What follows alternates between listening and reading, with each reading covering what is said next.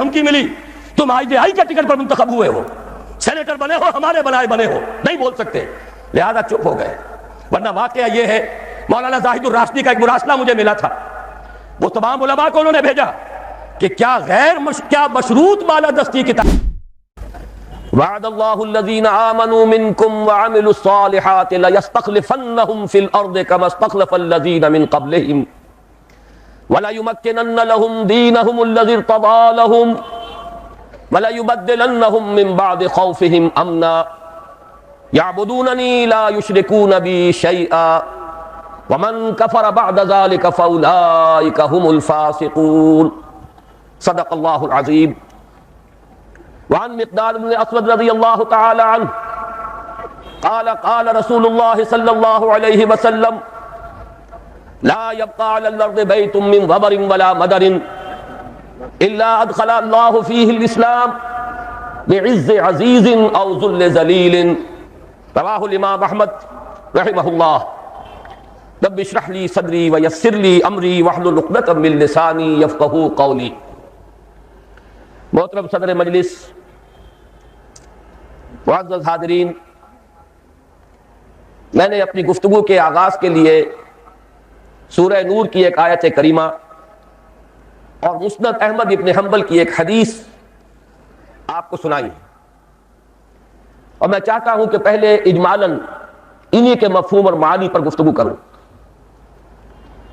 سورہ نور کی آیت نمبر 55 میں ارشاد ہوا وعد اللہ الذین آمنوا منکم وعملوا الصالحات، اے مسلمانوں، تم میں سے جو لوگ ایمان اور عمل صالح کا حق ادا کریں گے، میں یہیں رک کر اللہ سے دعا کر رہا ہوں، آپ آمین کہیے، اللہم ربنا اجعلنا منہم، اے اللہ ہمیں ان میں داخل فرما، ان میں شامل فرما جو ایمان اور عمل صالح کا حق ادا کریں۔ ارشاد ہوتا ہے کہ تم میں سے جو لوگ ایمان اور عمل صالح کا حق ادا کریں گے، اللہ کا ان سے پختہ وعدہ ہے کہ انہیں لازماً زمین کی خلافت عطا فرمائے گا، جیسے کہ اس سے پہلے لوگوں کو خلافت عطا فرمائی، اور ان کے اس دین کو زمین میں تمکن اور غلبہ عطا فرمائے گا جو اللہ نے ان کے لیے پسند فرما لیا ہے۔ الیوم اکملت لکم دینکم واتممت علیکم نعمتی ورضیت لکم الاسلام دینا۔ تیسرا وعدہ وَلَيُبَدِّلَنَّهُم مِّن بَعْدِ خَوْفِهِمْ أَمْنًا، اور لازماً بدل دے گا ان کے خوف کی حالت کو امن سے۔ یہاں بھی میں ذرا چاہتا ہوں کہ اس وقت دنیا کے حالات نظر ڈالیے، ہم مسلمان اس وقت کس قدر گھبرائے ہوئے ہیں۔ عالم عرب امریکہ کے شکنجے میں آ چکا ہے پورا کا پورا، اور ان میں صرف ایک طاقت تھی کہ جو اسرائیل سے آنکھوں میں آنکھیں ڈال کر بات کر سکتی تھی، وہ خود اپنی حماقت سے اور دوسرے عرب ممالک کی حماقتوں کی بنا پر تہس نہس کر دی گئی۔ اور یہ جو غلبہ امریکہ کو حاصل ہوا ہے، یہ در حقیقت امریکہ کا نہیں، یہود کا غلبہ ہے۔ یہ ورلڈ زائنزم کے شکنجے میں پورا عالم عرب آ چکا ہے۔ غیر عرب عالم اسلام میں ہمارا جو حال ہے، مشرق سے ہمیں خطرہ ہے، نیو ورلڈ آرڈر ہمیں دھمکا رہا ہے، بے شمار اندیشے اور خطرات، اندرونی طور پر خلفشار ہے، امن تو بس ایک کہنے کی بات رہ گئی ہے۔ لیکن اللہ کا تیسرا وعدہ اس آیت میں یہ ہے کہ اگر ایمان اور عمل صالح کا حق ادا کرو گے تو وہ تمہارے خوف اور بد امنی کی حالت کو امن اور چین کی حالت سے لازماً بدل دے گا۔ یہ تینوں وعدے آئے ہیں بڑے ہی تاکید کے ساتھ۔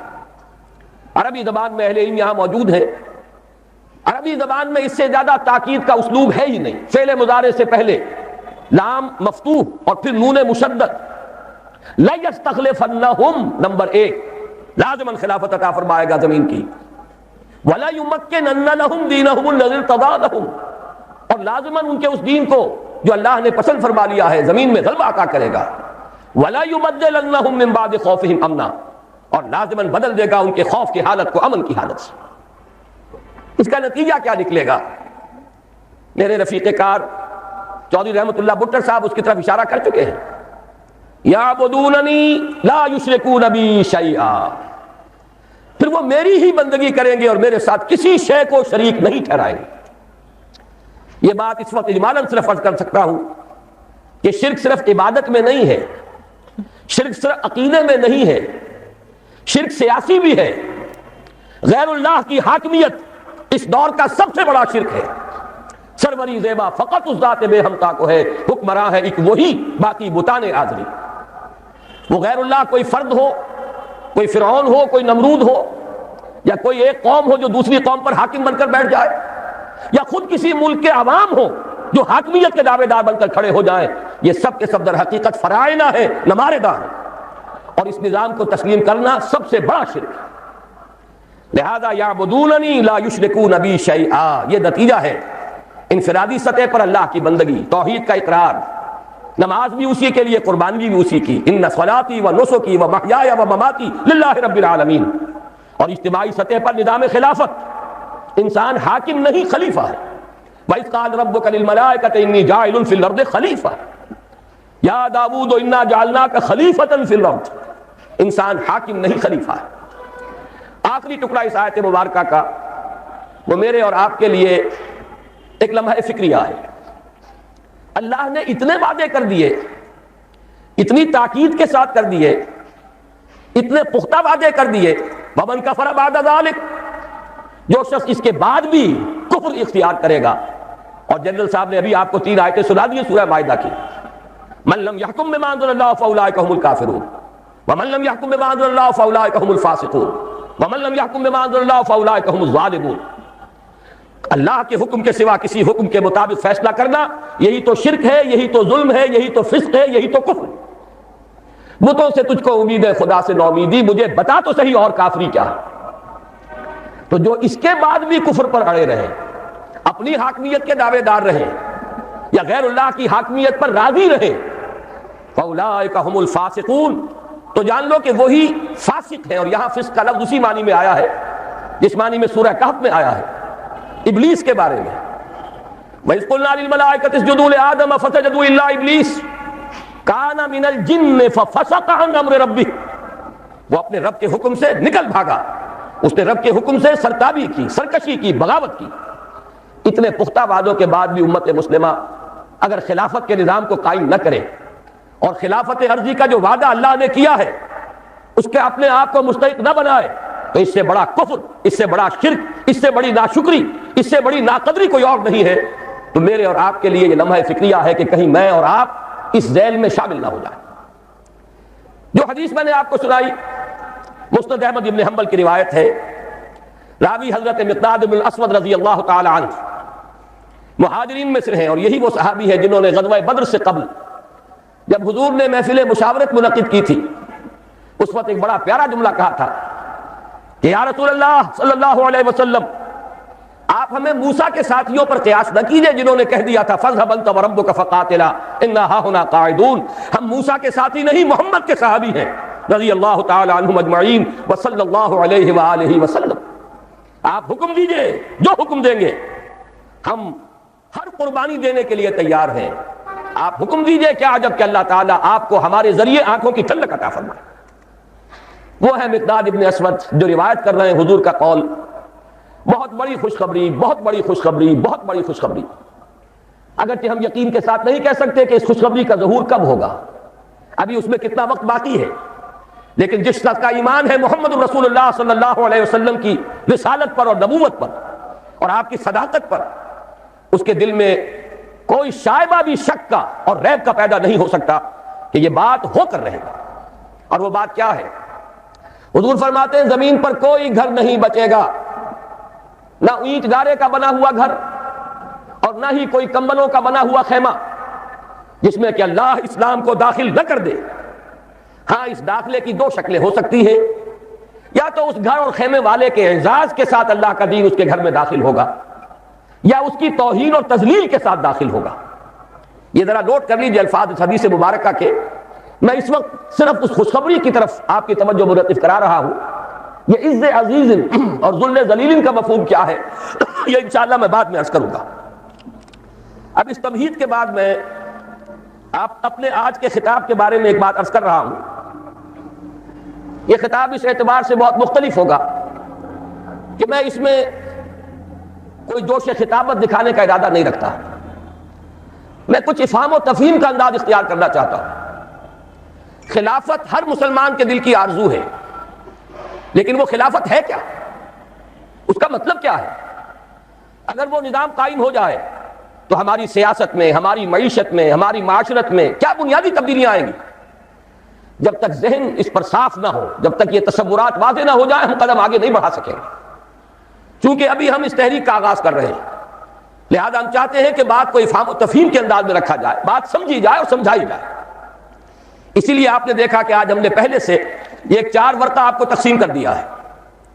میں اس 4 ورقے میں جو چند نکات آئے ہیں نمبر وار، انہی کے حوالے سے آج اپنی گفتگو کروں گا، اور اگر آپ حضرات بھی اپنے ہاتھوں میں اس کو کھول لیں تو کوئی حرج نہیں۔ یہ اندیشہ نہ کیجئے کہ میں وہ پڑھ کر سناؤں گا، لیکن یہ کہ آپ کو اندازہ ہوتا چلا جائے گا کہ میری گفتگو کا کتنا حصہ مکمل ہو گیا ہے۔ اس میں پہلا عنوان ہے پاکستان کی اساس اور مقصد کیا ہے۔ وہ بات جو ابھی جنرل صاحب نے فرمائی، وہ نعرہ پاکستان کا مطلب کیا، لا الہ الا اللہ، میں خود ان لوگوں میں سے ہوں، ان نوجوانوں میں سے جس نے یہ نعرے لگائے ہیں۔ مسلم اسٹوڈنٹ فیڈریشن کا ضلع حصار کا میں جنرل سیکرٹری تھا، 1.5-2 سال پوری مشقت کی، لہذا میں آج صرف اس نعرے کا حوالہ نہیں دے رہا، بات چونکہ سمجھانی پیش نظر ہے، میں نے اس جگہ پر 2 عظیم شخصیتوں کا حوالہ دیا ہے، اور ان دونوں میں آپ نوٹ کریں گے، چاہے بعد میں جا کر مطالعہ کریں، میں نے ایک فرق قائم کیا ہے۔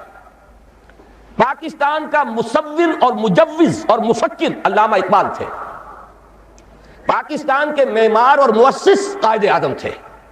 ان الفاظ کی بڑی اہمیت ہے، اس لیے کہ نقشہ بنانا، تفکر، تصور یہ ایک دوسرا کام ہے، اور بالفعل کوئی عمارت بنانا اس کے کچھ اور تقاضے ہیں۔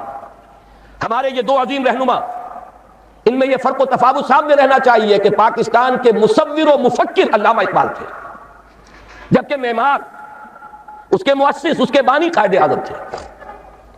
میں نے ان دونوں کے حوالے سے یہاں باتیں کی ہیں۔ علامہ اقبال کا خطبہ الہ آباد اہم ترین سنگ میل کی حیثیت رکھتا ہے تحریک پاکستان میں۔ افسوس کہ اس وقت اسے نگاہوں سے اوجھل کر دیا گیا، اس میں کچھ باتیں ایسی بھی ہیں جو شاید سب لوگوں کو پسند نہ ہو۔ یہاں پہ میں نے 3 باتوں کا حوالہ دیا ہے۔ علامہ اقبال نے بر عظیم پاک و ہند کے شمال مغرب میں ایک مسلمان مملکت کے قیام کے 3 مقاصد بیان کیے۔ نمبر 1 یہ کہ یہ متحدہ ہندوستان میں جو مسلم ہندو کشمکش اور کشاکش چل رہی تھی، یہی اس کا واحد حل ہے۔ نمبر 2 یہ کہ اس ذریعے سے مسلمانوں کو یہ موقع مل جائے گا کہ اسلام کا جو حقیقی نظام تھا، جو محمد عربی صلی اللہ علیہ وسلم نے عطا فرمایا اور ایک انقلابی جد و جہد کے ذریعے سے قائم فرمایا، جس کا اصل نمونہ خلافت راشدہ ہے، لیکن جس پر بعد کے دور ملوکیت میں پردے پڑ گئے ہیں، اسلام کی بہت سی حقیقتیں چھپ گئیں، بادشاہی، ملوکیت، جاگیرداری، سرمایہ داری کے اس کے اوپر پردے پڑتے چلے گئے، تاہاں کہ آج اس اصل اسلام کی حقیقت کہیں نظر نہیں آ رہی۔ دنیا کے سامنے تو ایک دوسرا اسلام ہے، بادشاہوں کا اسلام ہے، مغلوں کا اسلام ہے، شہنشاہوں کا اسلام ہے۔ آج ہمیں ایک موقع ملے گا، علامہ اقبال کا یہ نظریہ تھا، اگر پاکستان وجود میں آ جائے تو وہ جو دور ملوکیت کے پردے پڑ گئے تھے ان کو ہٹا کر صحیح اسلام کا ایک نمونہ دنیا کے سامنے پیش کر دیا جائے۔ علامہ اقبال نے 3ری بات بھی کہی تھی، اور موجودہ حالات میں وہ بہت ریلیونٹ ہے۔ بہت سے حضرات کو شاید تعجب ہو کہ علامہ نے فرمایا تھا کہ اس ہندوستان اور پاکستان کو باہم لڑنا نہیں، بلکہ یہ پاکستان، مجودہ پاکستان ہی بھارت کا سب سے بڑا دفاع کرنے والا ہوگا۔ یہ بات بڑی عجیب لگے گی آپ کو۔ علامہ اقبال کے الفاظ یہ ہیں کہ the north west Muslim country will defend India against every invasion, be that invasion of ideas or bayonets۔ یہ جو ملک وجود میں آ جائے گا، مسلمان ملک، یہ تو پورے ہندوستان کی حفاظت اور دفاع کا فریضہ سر انجام دے گا۔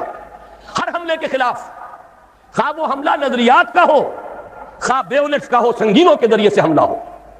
یہ بات بالکل بھلائی جا چکی، اس لیے کہ در حقیقت تقسیم ایسے وجود میں آئی کہ جانے والا ہمارا وہ دشمن انگریز، وہ ایک ایسا مسئلہ پیدا کر گیا سازش کے طور پر کہ جس پر یہ دونوں ملک آج تک لڑتے چلے آ رہے ہیں، اور اندیشہ یہ ہے کہ شاید مستقبل قریب میں پھر کوئی اور زیادہ ہولناک جنگ آ جائے۔ یہود کی یہ سازش اور وہ جو ایوارڈ دیا تھا حد بندی کمیشن نے، یہ کوئی اچانک ہو جانے والی باتیں نہیں تھی، اس کے پیچھے گہری سازش تھی کہ بیچ میں وہ مسئلہ چھوڑ کر جاؤ کہ یہ دونوں آپس میں لڑے لیکن دونوں ہمارے دوست رہے۔ حالانکہ واقعہ یہ ہے کہ سابق حکمرانوں کے خلاف تو جذبات انتقام ہوتے ہیں قوموں کے اندر. یہاں نقشہ یہ ہے، اتنی کامیاب پالیسی رہی ہے برطانیہ کی کہ دونوں اس وقت بھی تھوڑا سا وقفہ آیا تھا کہ ہم کامن ویلتھ سے نکل گئے تھے، دونوں اسی فطرات کے نخجیر ہیں، دونوں اسی کامن ویلتھ میں ہیں. اور واقعہ یہ کہ ہم نے تو جس بے غیرتی اور بے حمیت کا مظاہرہ حال ہی میں کیا ہے. کون ہے یہ ڈائن یا ڈائنا؟ اس کا یہ اعزاز، جبکہ محمد عربی صلی اللہ علیہ وسلم نے یہ فرمایا من وقر صاحب بدعت فقد اہان علی حدم الاسلام. جس شخص نے کسی بدعتی کی، ابھی یہاں کافر کی بات نہیں ہو رہی، اس نے کسی بدعتی کی توقیر کی، اس نے اسلام کی بنیادیں کھودنے کا کام کیا ہے، اس میں تعاون کیا ہے. یہاں تک فرمایا من مشى مع فاسق ليقويه غضب اللہ تعالی واهتز له العرش. جو شخص کسی فاسق کے ساتھ چلتا ہے کہ اسے تقویت پہنچائے، اللہ غضبناک ہوتا ہے، اور اس درجے غضبناک ہوتا ہے کہ اس کا عرش کانپنے لگتا ہے. یہ تعلیمات ہے محمد عربی صلی اللہ علیہ وسلم کی، اور ہم اپنی اس بدترین غلامانہ ذہنیت کا آج تک مظاہرہ کر رہے ہیں. اور ابھی میری توجہ تو اس طرح نہیں ہوئی تھی، میں تو مشکور ہوں اپنے نوجوان ساتھی کا، ندیم بیگ کا. اب جو کچھ ہونے والا ہے، میڈونا اور پتہ نہیں اور کون ہے کہ جن کو یہاں بلایا جا رہا ہے، واقعہ یہ ہے کہ یہ ہماری اس بے غیرتی اور بے حمیتی کا سب سے بڑا معاملہ ہوگا. اور میں سمجھتا ہوں چیلنج ہے یہ ان لوگوں کے لیے جنہوں نے کچھ بھی قوت مدامت فراہم کی ہے. آپس میں کلاشنکوفیں نہ چلائیں، آئیں میدان میں اور اس کو روکیں، سد باب کریں. بڑی بڑی جمعیتیں اور جماعتیں موجود ہیں، آپس میں اقتدار کی کشمکش کے لیے ایک دوسرے کا خون بھی بہا رہی ہیں. لیکن یہ کہ اس دین کے معاملے کے اندر اگر ان میں دم ہے، اگر ان میں طاقت ہے، پاسبان بن کر اگر سامنے آنا چاہتے ہیں تو دین محمدی کے پاسبان بن کر سامنے آئیں. اور یہ موقع ایسا ہے کہ اس وقت واقعتاً جن میں حمیت ہے انہیں اپنی حمیت کا ثبوت دینا چاہیے. بہرحال یہ تو تھے علامہ اقبال کے نظریات. قائد اعظم کا میں صرف ایک جملہ یہاں سناؤں گا. قائد اعظم کی اگرچہ بدقسمتی سے ایک تقریر وہ بھی ہے جس کے اندر ایک جملہ ایسا نزاعی بن گیا جس سے دشمنان اسلام نے اور سیکولرزم کے علمبرداروں نے بہت فائدہ اٹھایا. کاش کہ قائد اعظم وہ الفاظ نہ کہتے، لیکن یہ کہ اس کی ایک توجیہ ہے جس کو یہاں بیان کرنا ممکن نہیں ہے وقت کی کمی کے باعث. لیکن ان کے وہ ساری تقریریں دور تحریک پاکستان کی اور اس ایک خاص تقریر کے بعد کی تمام تقریریں ایک ہی مضمون پر گواہی دے رہی ہیں، جس کی نمائندگی کرتا ہے ان کا ایک بہت عمدہ تاریخی جملہ جو علامہ اقبال کے اس فکر کے بہت قریب ہے. انہوں نے فرمایا ہمیں پاکستان اس لیے چاہیے کہ عہد حاضر میں اسلام کے اصول حریت و اخوت و مساوات کا ایک عملی نمونہ دنیا کے سامنے پیش کر دیں. یہ مقصد تھا پاکستان کا، مفکر و مصور پاکستان کے نزدیک بھی اور معمار اور مؤسس پاکستان کے نزدیک. لیکن ہوا کیا ہے؟ میری دوسری بات، ہماری کوتاہی اور کوتاہ نظری. ایک بات کافی ہے، شمسی حساب سے ہم 45 سال پورے کر کے 44 سال پورے کر کے 45ویں میں قدم رکھ چکے ہیں. قمری حساب سے 45.5 سال ہو چکے ہیں. جیسا کہ جنرل صاحب نے فرمایا، وہی نظام جو کا تو اوپر سے لے کر نیچے تک اثر تا پا، جس کی میں بعد میں قدر وضاحت نہیں کروں گا.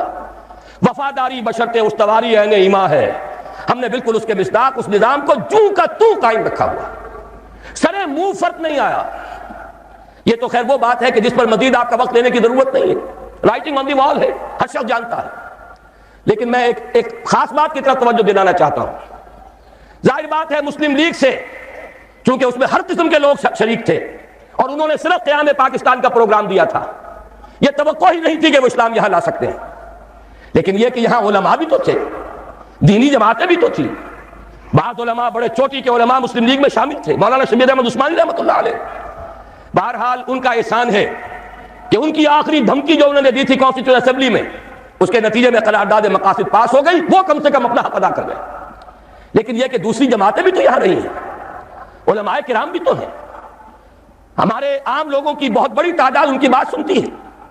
اگر یہ لوگ صحیح رخ پر چلتے تو یہاں یہ نظام برقرار نہیں رہ سکتا تھا. اصل ذمہ داری ان کی ہے. انہوں نے سیاست کے کھیل میں شریک ہو کر اپنا وقت ضائع کیا ہے. انہوں نے اقتدار کی کشاکش میں کبھی ادھر اور کبھی ادھر، آج اس کے حریف اور اس کے حلیف اور کل اس کے حلیف اور اس کے حریف، یہ کھیل کھیل کر بہت قیمتی وقت قوم کا ضائع کیا. مزید برآں ایک بہت اہم نقطہ عرض کر رہا ہوں، تیسری بات، کہ ہمارے دین کے حلقے کی طرف سے، علماء کرام کی طرف سے مطالبہ بھی اگر آتا ہے، میں ان کی بات چھوڑ رہا ہوں جو اسلام کو صرف سیاسی نعرے کے طور پر استعمال کرتے رہے، میں ان علماء کرام کی بات کر رہا ہوں جو مخلص ہیں. انہوں نے بھی صرف اسلامی قانون کی بات کی ہے، اسلامی نظام کی بات نہیں کی. ان دونوں میں ایک باریک سا فرق ہے. نظام ہے، قانون اس نظام کو چلاتا ہے، قانون اس نظام کو تحفظ دیتا ہے. اگر نظام غلط ہے، ظالمانہ ہے، اس نظام کے تحت لوٹ کھسوٹ ہو رہی ہے، غریب سے غریب تر، امیر سے امیر تر ہوتا چلا جا رہا ہے، دولت کے انبار لگ رہے ہیں، آپ نظام کو تو کچھ نہ کہیں، جوں کا توں برقرار رکھیں. چوری کی سزا نافذ کر دیں، ڈاکے کا سدے باب کر دیں، فائدہ کس کو پہنچے گا؟ غریبوں کو یا امیروں کو؟ ان کی حرام کی دولت کو تحفظ حاصل ہو جائے گا، ان کے عیش اور ان کے ایوان مزید محفوظ ہو جائیں گے. غریب کو تو اس سے کوئی فائدہ نہیں ہوگا. چوری اور ڈاکہ جو ہے وہ غریب کا تو ہوتا ہی نہیں، وہ تو امیر کا ہے. نظام ظالمانہ ہے اور غلط ہے تو قانون بہترین بھی ہوگا، اس نظام کو سپورٹ کرے گا، اسے تقویت دے گا. نظام کو بھی بدلنا ہے اور قانون کو بھی بدلنا ہے، یہ دونوں باہم لازم و ملزوم ہیں. اور ہمارے دین میں اس کے لیے اصطلاحات ہیں، دین اور شریعت. دین نظام ہے، دین ہمیشہ سے ایک رہا. حضرت نوح ہوں، حضرت ابراہیم ہوں، موسیٰ ہوں، عیسیٰ ہوں، حضرت محمد ہوں صلی اللہ علیہ وسلم وعلیہ الصلاۃ والسلام، سب کا دین ایک تھا. شرع لکم من الدین ما وصی بہ نوحا والذی اوحینا الیک وما وصینا بہ ابراہیم وموسیٰ وعیسیٰ ان اقیموا الدین. دین تو ایک ہے. شریعتیں بدلتی رہیں، شریعت موسوی اور تھی، شریعت محمدی اور ہے علی سائر الصلاۃ والسلام. اصل سے دین، وہ دین کیا ہے؟ وہ در حقیقت ایک نظام زندگی ہے. سچا دین، عادلانہ دین، وہ دین نظام عدل و قسط ہے، وہ دین سسٹم آف سوشل جسٹس ہے. جب تک اس کو رائج نہ کیا جائے، اس کو نافذ نہ کیا جائے، محض قانون کے نفاذ سے کوئی مفید نتائج برآمد نہیں ہوں گے. اگرچہ میری بات سے غلط فہمی نہ ہو، میں دونوں کو کہہ رہا ہوں، دین بھی قائم کرو اور قانون اسلامی یعنی شریعت بھی نافذ کرو. لیکن ان دونوں کو اگر علیحدہ کر دیا جائے تو یہ جو اجزاء ہیں یہ غیر مؤثر ہو کر رہ جائیں گے. اس کو انگریزی میں کہتے ہیں آرگینک ہول. یہ ایک ایسی حیاتیاتی اکائی ہے کہ اگر اسے کاٹ دیں گے تو دونوں حصے ختم ہو جائیں گے. یہ دونوں ایک ہی وحدت کی حیثیت سے اپنے مطلوبہ نتائج پیدا کر سکتے ہیں. دین نظام اسلام کا نام ہے اور شریعت قانون اسلامی کا نام ہے. تیسری بات میں ذرا گنتی کر کے بھی بتا دوں کہ انگریز کی وراثت کو ہم نے کس کس اعتبار سے سنبھال کر رکھا ہے. مجمل باتوں کا وقت نہیں ہے، اب ان باتوں کو تفصیلاً سمجھنا ہے اور اس طرح سمجھنا ہے کہ آپ کو یاد ہو جائے. میں نے یہاں 7 نکات معین کیے ہیں اور میں اپنے تقصیر فہم کا اعتراف کرتا ہوں، مزید کا بھی اضافہ ہو سکتا ہے. یہ تو رواں روی میں 1 مہینہ قبل کراچی میں ایک پریس کانفرنس مجھے کرنی تھی تو میں نے یہ تحریر لکھ لی تھی، لیکن میں سمجھتا ہوں کہ اس سے ایک پورا نقشہ سامنے آ جائے گا. سب سے پہلی چیز مخلوط قومیت، نیشنلزم، جس کی نفی پر علامہ اقبال نے وہ بات کہی تھی، وطنی قومیت، کہ ان تازہ خداؤں میں بڑا سب سے وطن ہے، جو پیرہن اس کا ہے وہ مذہب کا کفن. میں افسوس کے ساتھ کہہ رہا ہوں، میں انسان مند ہوں قائد اعظم کا، انہی کی جد و جہد اور انہی کی قیادت کے نتیجے میں پاکستان قائم ہوا، لیکن ہم اسلاف پرست نہیں ہیں. اسلاف میں بھی اگر کوئی بات غلط ہوگی ہم اس کا اقرار کریں گے، ببانگ دہل اس کا اعلان کریں گے. اگر حضرت ابوبکر صدیق بھی یہ فرما سکتے تھے کہ اگر میں سیدھا رہوں تو تم پر میری اطاعت فرض ہے اور اگر میں ٹیڑھا ہونے لگوں تو مجھے سیدھا کرنا فرض ہے، تو کسی دوسرے کا مقام اس سے بالا تر نہیں. افسوس کہ قائد اعظم نے جو الفاظ 11 اگست 1947 کو کہے پاکستان کے بارے میں تصور دیتے ہوئے، Muslims will cease to be Muslims and Hindus will cease to be Hindus, not in the religious sense because religion is the private affair of the individuals, but in the political sense. میرے نزدیک یہ مخلوط قومیت کا وہ تصور ہے ان الفاظ سے جو نکلتا ہے. توجیہ میں نے بھی کی ہے ان کے اس قول کی، میری کتاب استحکام پاکستان میں جو باب اس پر ہے اس پر میں نے مفصل توجیہ کی ہے، لیکن الفاظ ایسے ہیں بدقسمتی سے، جیسا کہ میں نے ابتدا میں عرض کیا تھا کہ سیکولرزم کے علمبرداروں کو اس سے دلیل ملی ہے. یہ مخلوط قومیت کا وہ نظریہ ہے جس کی نفی پر ہم نے تحریک پاکستان چلائی. پاکستانی قومیت، مسلم قومیت، اس کی بنیاد پر پاکستان بنا ہے. بہرحال ہم نے ابھی تک عملاً اسی مخلوط قومیت کے تصور کو اختیار کیا ہوا ہے. ہماری ایک ہی اسمبلی ہے، اس میں غیر مسلم بھی جائیں گے، مسلم بھی جائیں گے، وہ برابر کے ہیں، ان کے ووٹ وہاں پر کوئی میں فرق نہیں ہے. تو معلوم یہ ہوا کہ یہ تو مخلوط قومیت اور مسلم اور غیر مسلم کی ایک مشترک قومیت کا تصور ہے جو آج بھی ہمارے ہاں رائج ہے، اور اگرچہ ہم نے اس کی نفی پر پاکستان بنایا. دوسرے پارلیمانی جمہوریت، کیونکہ برطانیہ میں پارلیمانی جمہوریت تھی اور اس کی تو ہر شے کو ہمیں سنبھال کر رکھنا ہے. پارلیمانی جمہوریت سے لے کر کرکٹ کے گیم تک ہر شے کو پوری وفاداری کے ساتھ ہم نے قائم رکھا. شاہ ڈائنا کو بلایا تھا یہی دکھانے کے لیے کہ دیکھ لو، سرے منہ فرق نہیں آنے دیا ہم نے اس ملک میں، جیسا تم لوگ چھوڑ گئے تھے ویسا ہی آج قائم ہے. ہمارے یہاں اس پارلیمانی جمہوریت کو سمجھ لیا گیا ہے کہ شاید یہ منظم من اللہ ہے اور تو کوئی راستہ ہے ہی نہیں، کوئی الٹرنیٹو ہے ہی نہیں. اس کو اصول موضوع بنا لیا گیا. اس لیے کہ اس نے ہمیں یہ پارلیمانی جمہوریت کا تصور دیا اور تھوڑی سی اس کی ہمیں تربیت بھی دے دی تھی۔ تیسری چیز، صوبوں کے نام اور اس کی حدود، معلوم ہوا کہ یہ تو شاید اللہ کے رسول نے معین کیے، معاذ اللہ، ان میں کوئی ادھر ادھر کا معاملہ نہیں ہو سکتا۔ سرائیکی صوبے کا نام لے لے تو کفر ہو گیا، کہیں کوئی اور صوبے کی تقسیم کی بات کرے تو ڈرتا ہے، کانپتا ہے۔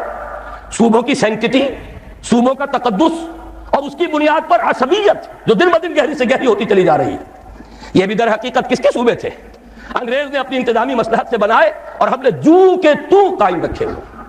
نئے ضلع وجود میں آ گئے، نئی کمشنریاں وجود میں آ گئیں، لیکن صوبوں کی حدود یہ تو مقدس گائے ہے، سیکریٹ کاؤ، سیکروسینکٹ، اس میں کہیں کوئی تبدیلی نہیں آ سکتی۔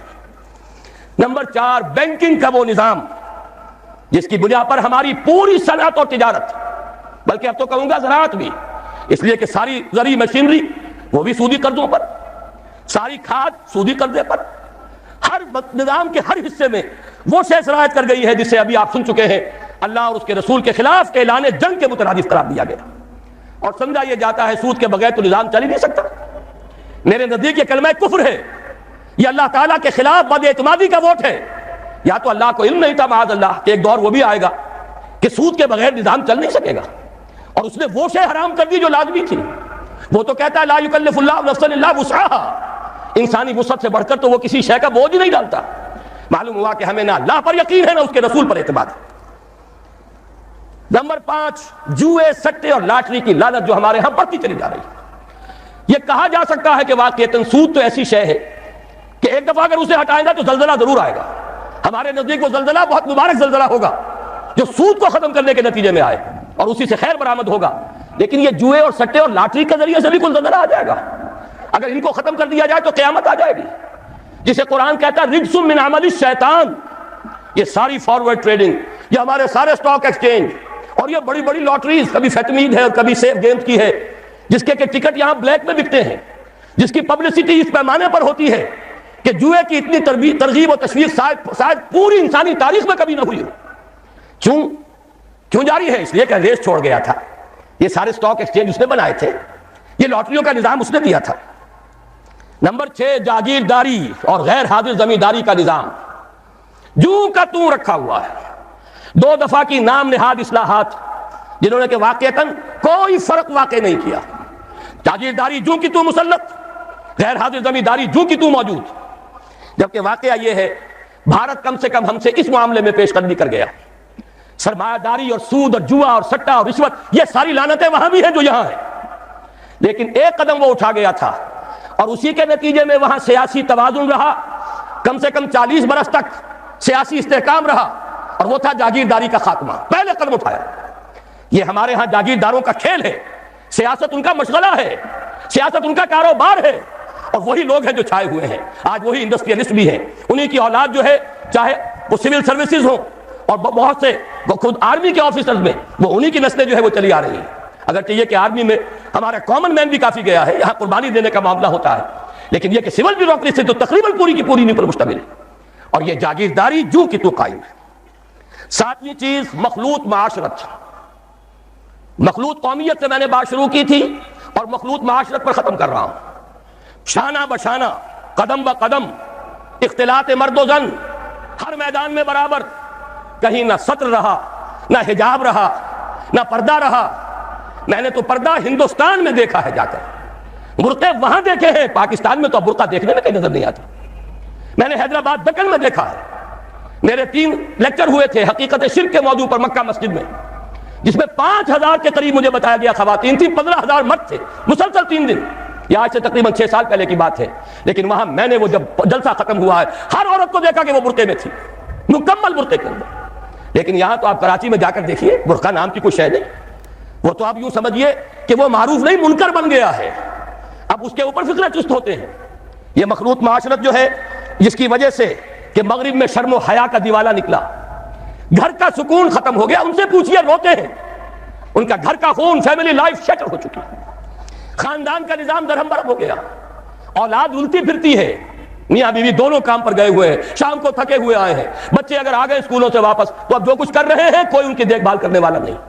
جو کچھ کریں گے بچے، وہ ٹین ایجرز ہوں یا ان سے بھی چھوٹے ہوں، جنہوں نے اکثر وقت جو ہے ٹیلی ویژن دیکھ کر گزارا ہو، وہ جو کچھ کریں گے اس کا قیاس آپ کر لیجئے، مجھے یہاں کہنے کی کوئی ضرورت نہیں۔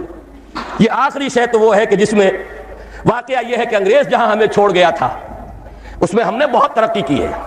اب تو ہم کہہ سکتے ہیں کہ ہماری معاشرت بالکل یورپ کے ہم پلہ معاشرت ہو چکی ہے۔ بڑے دقیانوس کچھ گھرانے ہوں گے جن کے ہاں پردہ بھی ہے، شرم و حیا بھی کسی شے کا نام ہے، اور عصمت و عفت بھی کوئی شے ہے۔ باقی یہ کہ اکثر و بیشتر ہمارا جو حال ہو چکا ہے خصوصاً اونچے طبقات کا، معلوم ہوا کہ وہ تو اس معاشرت کے اندر ان سے بھی کہیں آگے نکل گئے۔ تیسری بات عرض کر رہا ہوں، تحریک پاکستان اور دفاع پاکستان، تحریک خلافت اور دفاع پاکستان، یہ بات آ چکی ہے، مجھے صرف اشارہ کر دینا کافی ہے۔ چونکہ ہم نے انحراف کیا اپنے وعدے سے، ہم پر اللہ کا عذاب آیا۔ صحیح کہا ہے مرزا ایوب بیگ صاحب نے کہ میاں طفیل صاحب حیران ہے عذاب کیوں نہیں آ گیا؟ عذاب تو آیا ہوا ہے، نظر کیوں نہیں آ رہا؟ سورہ توبہ میں اللہ تعالیٰ نے ارشاد فرمایا نفاق اس کے اسباب، وَمِنْهُمْ مَنْ عَاهَدَ اللَّهُ، ان میں سے وہ لوگ بھی ہیں جنہوں نے اللہ سے عہد کیا تھا، لَئِنْ آتَانَا مِنْ فَضْلِهِ، اگر اللہ ہمیں اپنے فضل سے نواز دے گا، لَنَصَّدَّقَنَّ وَلَنَكُونَنَّ مِنَ الصَّالِحِينَ، بڑے نیک بن جائیں گے، خوب اللہ کی راہ میں صدقہ کریں گے، خیرات کریں گے۔ فَلَمَّا آتَاهُم مِنْ فَضْلِهِ، جب اللہ نے انہیں اپنے فضل سے نواز دیا، بخلوا بِهِ، اب بخیل بن گئے، تجوریوں کے دروازے بند کر لیے، صرف اپنی عیاشیوں کے لیے کھولتے ہیں۔ وَتَوَلَّوْا وَهُمْ مُعْرِضُونَ، پیٹھ موڑ لی، بھول گئے وعدہ۔ اب اس کی سزا کیا ہے؟ کان کھول کر سنیے، فَعَاقَبَهُمْ نِفَاقًا فِي قُلُوبِهِمْ، اللہ نے ان کے دلوں میں نفاق کی لعنت پیدا کر دی۔ یہ نفاق ہے جو آج آپ کو پورے پاکستانی معاشرے پر نظر آ رہا ہے۔ دو نفاق، ایک نفاق باہمی، قومیتیں، لسانی عصبیتیں، صوبائی عصبیتیں، نسلی عصبیتیں، کچھ عرصے پہلے بھی ہو رہا تھا کوئٹے میں، جو کچھ ہو رہا تھا بلوچوں اور پختونوں کے درمیان، اب پھر ہو رہا ہے۔ اس کے سندھ کی بھٹی اس وقت ذرا کسی اور شکل میں دہک رہی ہے یا سلگ رہی ہے، کوئی عجب نہیں کہ اس سے کہیں بڑا جو ہے لاوا پھر پھوٹ بہے، جیسا کہ اس سے پہلے بہ رہا تھا۔ یہ سب کچھ کیا ہے؟ پاکستان دو لفظ کیوں ہوا؟ ایک لسانی عصبیت، بنگلہ بھاشا، بنگلہ نیشنلزم، بنگلہ دیش، تین قدم ہے۔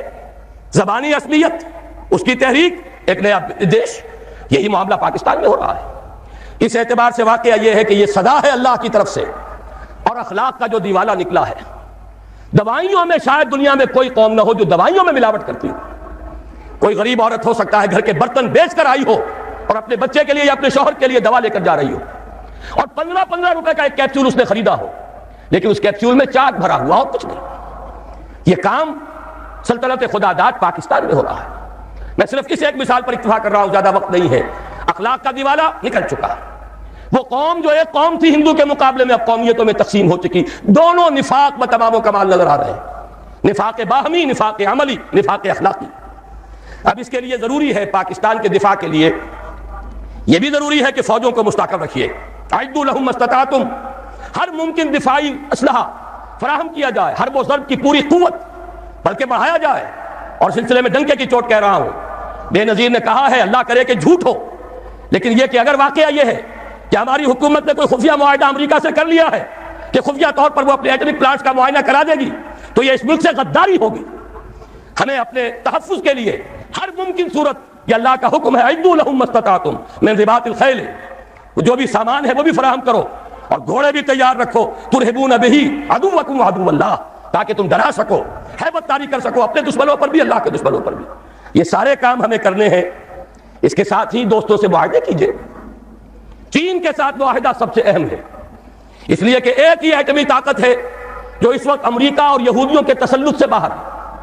باقی بھارت کے ساتھ جو پینگیں بڑھ رہی ہیں، بھارت نے جس طرح ان کا سارا معاشی نظام جو کا تو قبول کر لیا ہے، جس طرح اس نے ملٹی نیشنل جو کارپوریشنز ہیں ان کے لیے اپنی مارکیٹ کھول دی ہے، اب وہ تو ان کے لیے کوئی اجنبی ملک نہیں رہا، اس کی وہ غیر جانبداری ختم ہوئی۔ میرے اسلام کو اب قصہ ماضی سمجھو، لہذا اس کا نتیجہ وہی ہے، ہنس کے وہ بولی کہ پھر مجھ کو بھی راضی سمجھو۔ تو امریکہ اب ہندوستان سے، بھارت سے تو راضی ہے۔ اب تو ایک ہی ہے جو کھٹک رہا ہے، ایٹمی طاقت جو مبینہ طور پر اور جو کہ مسلمہ طور پر ایٹمی طاقت ہے جو ابھی باہر ہے۔ ایک دستمرد سے تیری حال ہی بچا ہوا تھا، کچھ پتہ نہیں کب اس کو بھی چرکا لگ جائے۔ ایک حادثہ اس پر گزر چکا ہے، لیکن یہ کہ ابھی وہ قائم ہے، وہ چین ہے۔ اس کے ساتھ ہمارا یہ در حقیقت زمینی رابطہ توڑنے کے لیے بین الاقوامی سازش ہے کہ کشمیر کو آزاد کر دیا جائے، اور اس کے ساتھ شمالی علاقے بھی شامل کیے جائیں، گلگت بھی اور ہنزا بھی، تاکہ چین کے ساتھ پاکستان کا زمینی تعلق منقطع ہو جائے۔ یہ تیری بربادیوں کے مشورے ہیں آسمانوں میں. ہمیں ان چیزوں کا شعور چاہیے اور اس کے لیے اپنے دوست اور بھارت کے ساتھ ہر ممکن کوشش مفاہمت کی, اور وہ اسی طرح ہوگی کہ انہیں سمجھایا جائے کہ دیکھو اپنے اصل دشمن کو پہچانو, جو ہمیں آزاد تو کر گیا تھا مجبوراً, لیکن کشمیر کی یہ ہڈی پھینک گیا تھا بیچ میں کہ یہ غرائیں اور لڑیں ایک دوسرے کے ساتھ, اور کبھی بھی آپس میں ان کے مابین امن نہ ہو. ان کی ساری دولت ہم کھینچ کر لے جائیں, روس لے جائے بھارت کی دولت اسلحہ کے عوض, امریکہ لے جائے پاکستان کی پوری دولت اسلحہ کے عوض, ہماری غریب لوگوں کی کمائی اس کا سب سے بڑا لائنس شیئر ان سپر پاورز کے پاس جاتا رہا. ایک دوسرے کا خوف, ایک دوسرے سے خطرہ, لہذا وہ کبھی ایک صاحب نے کہا تھا, بات بڑی پتے کی ہے, ہمارا استحصال اور پوری تھرڈ ورلڈ سے جو استحصال اس وقت ہو رہا ہے اس کا سب سے بڑی ذریعہ یہی ہے. امریکہ کی سب سے بڑی صنعت ہی صرف اسلحہ سازی کی صنعت ہے. اور ہو کیا رہا ہے, ایک دفعہ ایک صاحب نے اعداد و شمار کے حوالے سے بتایا, پورے حیدرآباد ڈویژن جو ہمارا کاٹن گروئنگ بڑا ہی عمدہ علاقہ ہے, وہ جتنی روئی پیدا کرتا ہے وہ ساری روئی دے کر ہم صرف ایک F-16 جہاز لے کر آ جاتے ہیں, اور وہ F-16 جہاز اس کا ایک پرزہ بھی اگر ناکارہ ہو جائے اور جو اصل مالک ہیں وہ اسے ریپلیس کرنے کے لیے تیار نہ ہو تو وہ ہمارے لیے بالکل بیکار, وہ تو پھر جائے گا کہیں کباڑیوں کے ہاں جا کر بکے گا, اس کا کوئی مصرف نہیں. یہ ہوتا رہا ہے 40 برس 45 برس, اور اس میں یہ کہ اس بات کا پورا اندیشہ ہے, بلکہ یہ کہ زائنسٹ لابی کا پروگرام یہ ہے کہ پاکستان کے بھی ٹکڑے کرائیں اور بھارت کے بھی ٹکڑے کرائیں, تاکہ کوئی طاقت نہ رہ جائے جو ان کو کویسچن کر سکے. ہمیں یہ احساس اور شعور بھارتیوں کے اندر پیدا کرنا ہے کہ ہم اس کا بیٹھ کر معاملہ کریں, اس کا حل نکالیں. جو وعدے کیے تھے انہیں اب جو تم نے تاکہ نسیان پر رکھ دیا تھا ان کو پورا کرو, اور خدا کے لیے آپس میں لڑ مرنے کی بجائے اپنے اصل دشمن کو پہچانو. لیکن ان سب پر مستضاد اصل میں جو ہمارے لیے دفاع ہے وہ تو یہ ہے کہ اللہ کی طرف سے ہمارا دفاع ہو, اور اللہ کا یہ وعدہ ہے, سورہ حج میں فرمایا گیا, ان اللہ یدافع عن الذین آمنوا ان اللہ لا يحب كل کفار اثیم كل خوان کفور اذن للذین یقاتلون بانہم ظلموا وان اللہ علی نصرہم لقدیر.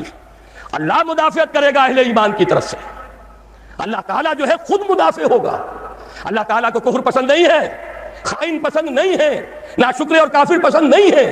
یہ تو مسلمان میدان میں نہ ہو تو بات دوسری ہے, پھر وہ کافروں میں دیکھے گا کس کے اندر زیادہ صلاحیت ہے, اس کو زمین کا قبضہ دے دے گا.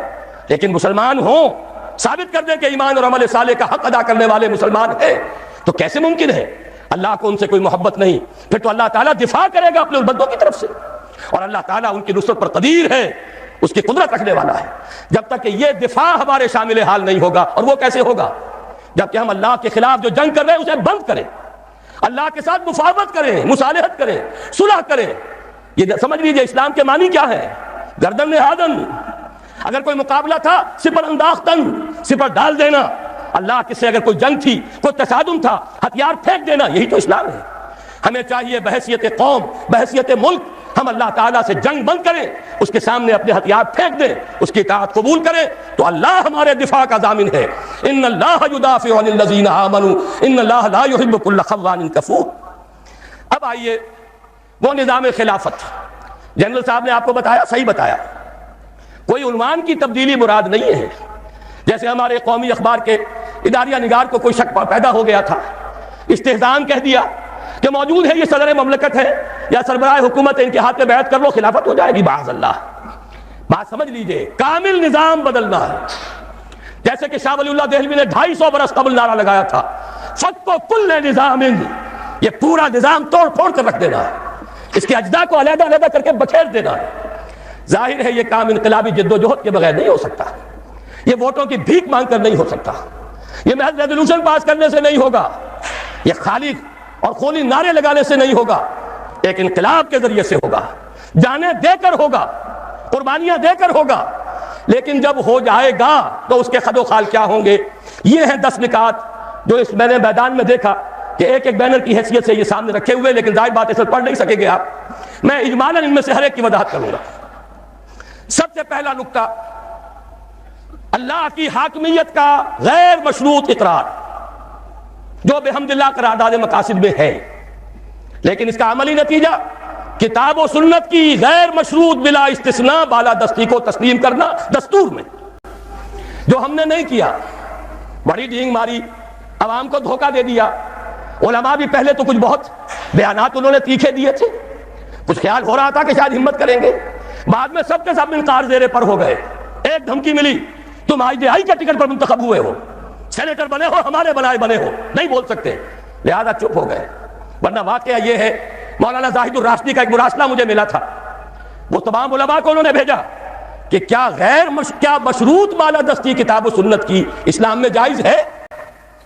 ہر شخص کہے گا حرام، غیر مشروط بلا استثناء بالادستی، چاہے وہ نظام ہو اور چاہے وہ قانون ہو. ہم نے کہا ہے قرآن و سنت کی بالادستی بشرطے کہ وہ ہمارے نظام پر اثر انداز نہ ہو. یہ کلمہ کفر ہے. یہ وہ بات ہے جو قرآن کہتا ہے افتؤمنون ببعض الکتاب وتکفرون ببعض فما جزاء من يفعل ذلك منكم الا خزي في الحياة الدنيا ويوم القيامة يردون الى اشد العذاب وما الله بغافل عما تعملون. تو کیا تم ہماری کتاب کے ایک حصے کو مانتے اور ایک کو نہیں مانتے؟ تو جو کوئی بھی یہ کام کرے گا اس کی سزا اس کے سوا کچھ نہیں ہے کہ دنیا کی زندگی میں ذلیل و خوار کر دیے جائیں، جو کہ ہم ہیں اس وقت ہیں. آج کیوں ذلیل کے کل تک نہ تھی پسند گستاخی فرشتہ ہماری جناب میں؟ اس کا جواب اس آیت میں ہے الا خزي في الحیات الدنیا ویوم القیامۃ یردون الی اشد العذاب، اور قیامت کے دن ان کو شدید ترین عذاب میں جھونک دیا جائے. اور اللہ غافل نہیں ہے اسے جو تم کر رہے ہو. کس کو دھوکہ دے رہے ہو؟ عوام کو دھوکہ دے لو گے، اللہ کو تو نہیں دے سکتے. عوام کو تم نے مطمئن کر دیا، ہم نے نفاذ شریعت ایکٹ پاس کر دیا، وعدہ پورا کر دیا، لیکن یہ کہ اللہ کے ساتھ یہ دھوکے بازی بہت مہنگی پڑے گی. اس کا ایک نتیجہ اور سمجھ لیجئے. یہ خیال جو ہے یہ غلط ہے کہ کوئی قانون سازی ہوگی نہیں، خلافت میں قانون سازی ہوگی، اس لیے کہ اللہ اور اس کے رسول کے احکام وہ تو گنے چنے ہیں، وہ تو حدود ہے، دائرہ ہے. اس دائرے کے اندر جو مباحات ہیں وہ سب کی سب اپنے مشورے سے ہم طے کر سکتے ہیں.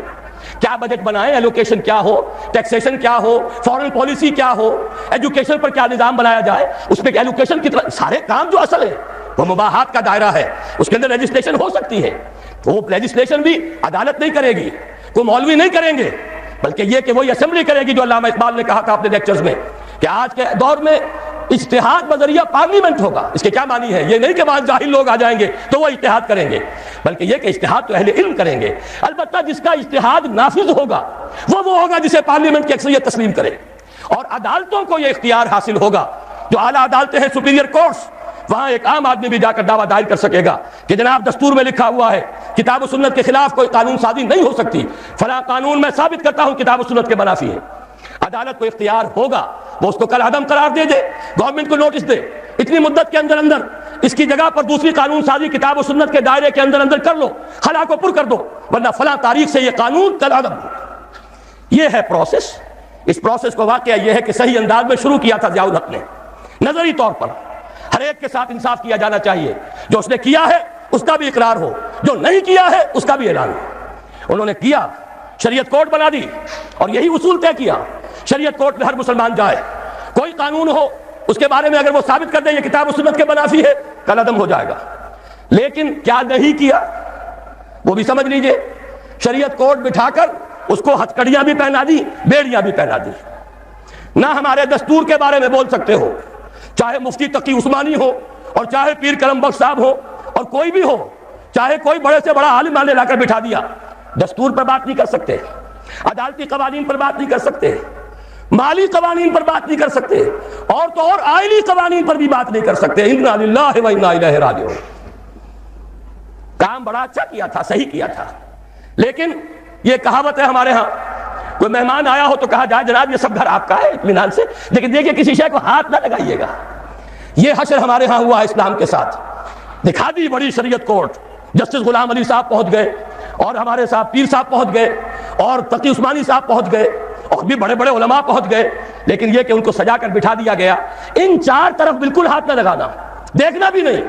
باقی کچھ قوانین ہے، ہوتا رہا ہے، ہوتا رہے گا، لیکن نہ مالیات کا نظام بدلے گا نہ خاندانی نظام جو ہے اس میں جو کچھ کیا تھا ایک عامر مطلق نے پہلے ایوب خان نے اور اس کو دوسرے اس عامر نے مسلسل 11 برس تک تحفظ دیا ہے، جس کو تمام اس ملک کے جتنے بھی مسلمہ فرقے ہیں، جتنے مسلک ہیں، سنی، شیعہ، دیوبندی، بریلوی، اہل حدیث، جماعت اسلامی، سب نے یہ کہا کہ یہ غلط ہے، شریعت سے خلاف ہے، شریعت سے تجاوز ہے. لیکن وہ قانون 1962 سے لے کر 1992 آ رہا ہے، 30 برس سے جوں کا توں لاگو. اسی میں ضیاء الحق صاحب کے 11 سال بھی اور اسی میں ہماری شریعت کورٹ کے اتنے سال بھی سب جیت گئے ہیں. لیکن یہ کہ پرنالہ وہیں گر رہا، یہ نہیں ہوگا. لیکن یہ کہ اصل الاصول سمجھ لیجئے، حاکمیت اللہ کی بالادستی کتاب و سنت کی، بغیر استثناء، نظام بھی قانون بھی، ان سب کے اوپر ان کی بالادستی۔ قانون سازی کیجئے، پارلیمنٹ بنائیے، مجلس ملی بنائیے، لیکن کوئی قانون کتاب و سنت کے منافی نہیں ہوگا۔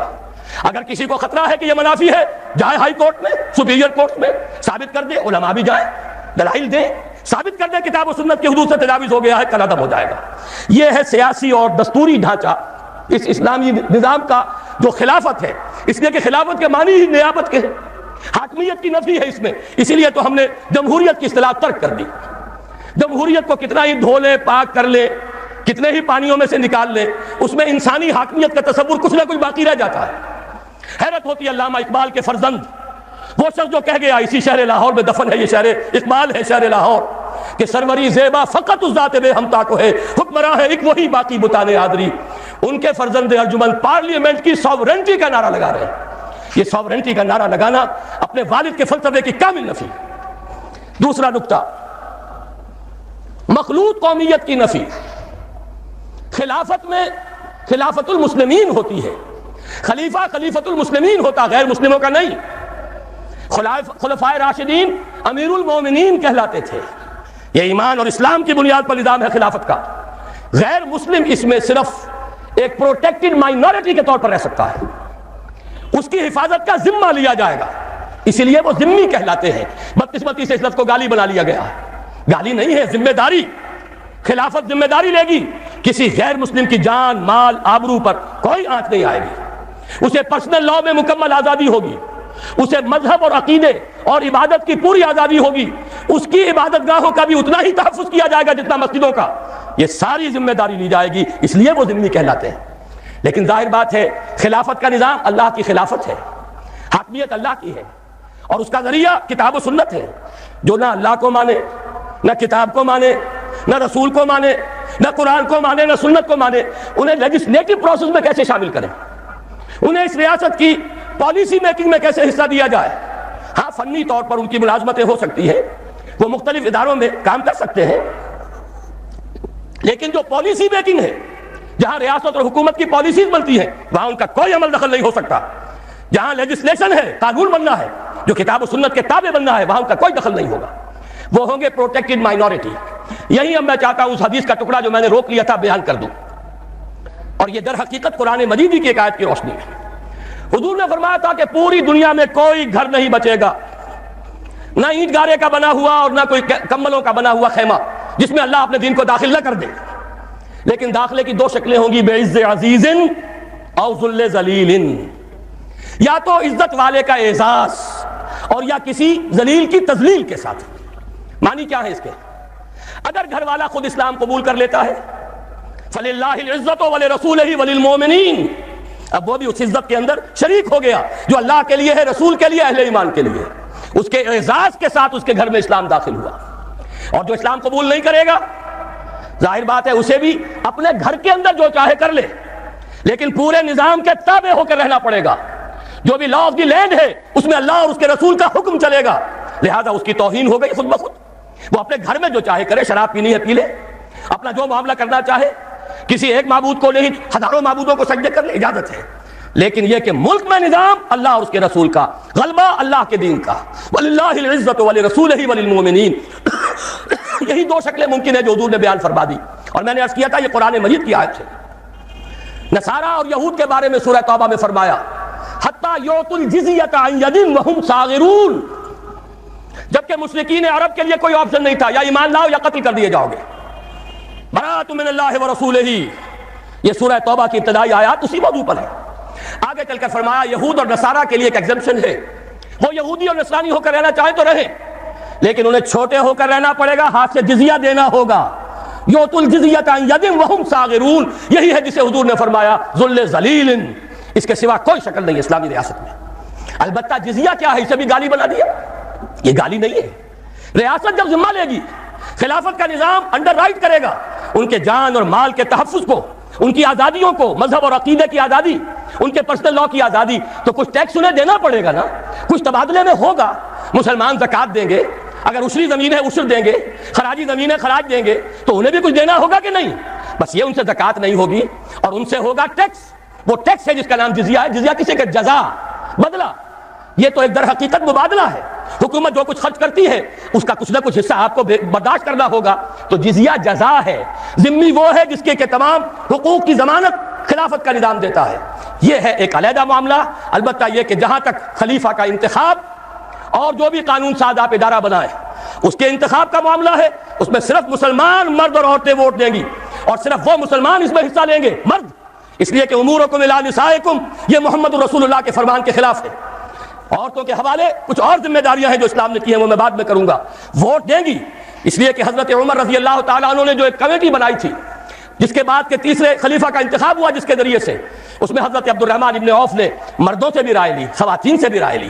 رائے کی حد تک ہمارے پاس مثال موجود ہے، لیکن یہ کہ اس سے آگے معاملات مملکت، معاملات ریاست یہ مردوں کے لیے ہیں، عورتوں کے لیے نہیں. اس اعتبار سے سمجھ لیجئے مسلمان مرد اور عورتیں مل کر خلیفہ کا انتخاب کریں، جو بھی مجلس ملی کا انتخاب کریں.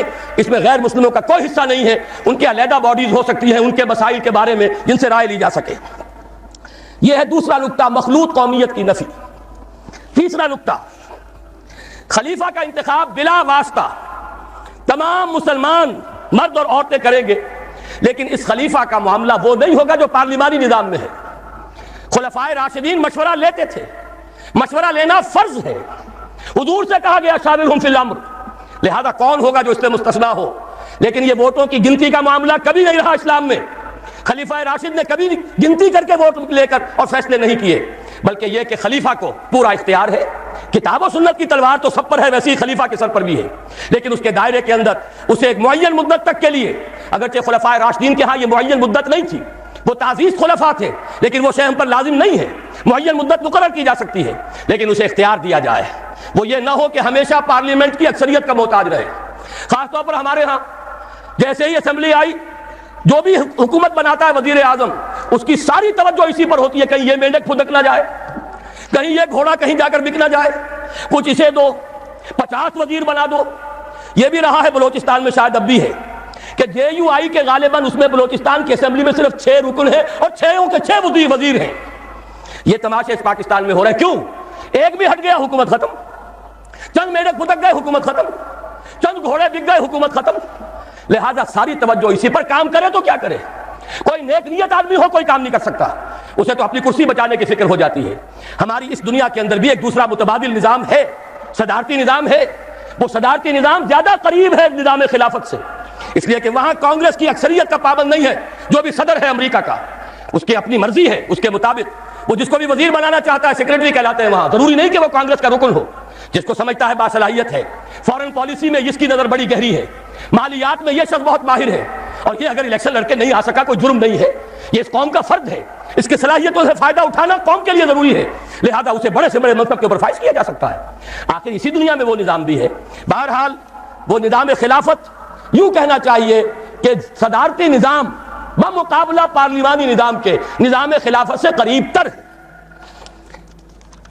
نمبر 4، یہ صوبائی عصبیت اور اس میں جو شدت پیدا ہو چکی ہے. اور دوسرا یہ کہ صوبوں کو جو ہم نے مقدس گائے سمجھ لیا ہے یا سامری کا بچڑا، یہ صوبے جو ہیں اور ان میں یہ عدم توازن پہلے بھی تھا. ایک صوبہ مشرقی بنگال، مشرقی پاکستان، مغربی پاکستان کی پوری آبادی سے زیادہ آبادی رکھنے والا. اب بھی ہے پنجاب، تینوں بقیہ صوبوں سے زیادہ آبادی رکھنے والا اور صوبے برابر. نتیجہ یہ ہے کہ پنجاب کو کبھی تو گالی کھانی پڑتی ہے، بلکہ کبھی کیا اکثر بڑے بھائی ہونے کے ناطے گالیاں اسے کھانی پڑیں گی، اور سب سے زیادہ نقصان بھی پنجاب کو برداشت کرنا پڑتا ہے. جو حکومت ہے اس کی اکثریت جو ہے پنجاب سے ہے، اسے قائم رکھنے کے لیے اب اکثریت کی ضرورت ہے دوسرے صوبوں سے بھی، لہذا وہ ڈکٹیٹ کراتے ہیں. ضیاء الحق 11 برس تک رہا اور وہ ایک بہاری کو پاکستان نہیں لا سکا. کیوں نہیں لا سکا؟ اس لیے کہ سندھی اس کے مقابلے میں کھڑے ہو جاتے تھے. یہ عصبیتیں جب تک نہیں ٹوٹیں گی اس وقت تک کوئی اچھے سے اچھا حکمران بھی یہاں کچھ نہیں کر سکے گا. پھر صوبے آپ نے اتنے بڑے بنا رکھے ہیں، ظاہر بات ہے ہائی کورٹ ایک ہوگی. جو بھی آپ کے لوگ ہیں جن کی شکایتیں ہیں، لمبے لمبے سفر کریں اور جائیں اور وہاں جا کر جو ہے وہ اپنا خط برداشت کریں، ہوٹلوں میں ٹھہرے. چھوٹے چھوٹے صوبے ہمارے نزدیک 2 چیزیں، ایک تو یہ کہ صوبوں کی تعداد بڑھائی جائے، موجودہ کمسنریوں کو صوبہ بنا دیا جائے. ضیاء الحق صاحب نے بھی یہ بات کہی تھی اور بھی بے شمار لوگوں نے یہ بات کہی ہے کہ پاکستان کے بہت سے مسائل کا حل اس میں ہے کہ صوبے چھوٹے کر دیے جائے، تعداد بڑھا دی جائے، لیکن کوئی ہمت نہیں کرتا. ضیاء الحق صاحب کو ہمت نہیں ہوئی. کہا تو انہوں نے یہ تھا کہ دیکھو افغانستان کو آبادی میں ہم سے 1/5 اور صوبے ہم سے 12 گنا زیادہ، 50 صوبے، لیکن یہ کہ یہ کام بھی واقعتاً کرنے کا ہے چھوٹے صوبے، تاکہ لوگوں کو اپنی ضروریات انتظامی جو ہے اس کے لیے لمبے سفر نہ کرنے پڑے، اور پھر جب یہ صوبے ٹوٹیں گے تو اس سے یقیناً وہ عصبیت کی دیواریں جو کھڑی ہو گئی ہے وہ بھی منہدم ہوں گی۔ میں تو بھارت کی مثال دیتا ہوں، بلکہ اس میں ایک بات اور عرض کر رہا ہوں، یہ لسانی اور ثقافتی معاملات جو ہیں، نسلی، لسانی، ثقافتی، ان میں ہمارے یہاں افراط و تفریط ہے، یا تو انہیں سمجھ لیا گیا ہے منزل من اللہ، اور یا انہیں کہہ دیتے کفر، دونوں باتیں غلط ہیں۔ لسانی، نسلی، علاقائی عصبیت اور تعصب غلط ہے، لیکن لسانی، نسلی، علاقائی ثقافتیں اور زبانیں ہرگز کفر نہیں ہیں۔ ہر ثقافت اپنا حق رکھتی ہے کہ پروان چڑھے، ہاں اس میں سے جو چیز کتاب و سنت کے منافی ہے وہ نکال دیجیے، باقی وہ ان کا حق ہے۔ ہر زبان برابر کی حقدار ہے کہ پروان چڑھے، کے سوائے عربی زبان کے کوئی زبان مقدس نہیں، اور وہ بھی اس لیے نہیں کہ وہ عربوں کی زبان ہے، اس لیے کہ اس میں اللہ کی کتاب ہے، اللہ کا کلام ہے، اس میں اللہ کے رسول کے فرامین ہیں، براہ راست مطالعے کے لیے عربی زبان کا سیکھنا لازم ہے، ورنہ یہ ہے کہ اندھے کی لاٹھی جس کے ہاتھ میں چلی گئی وہ لے جائے گا۔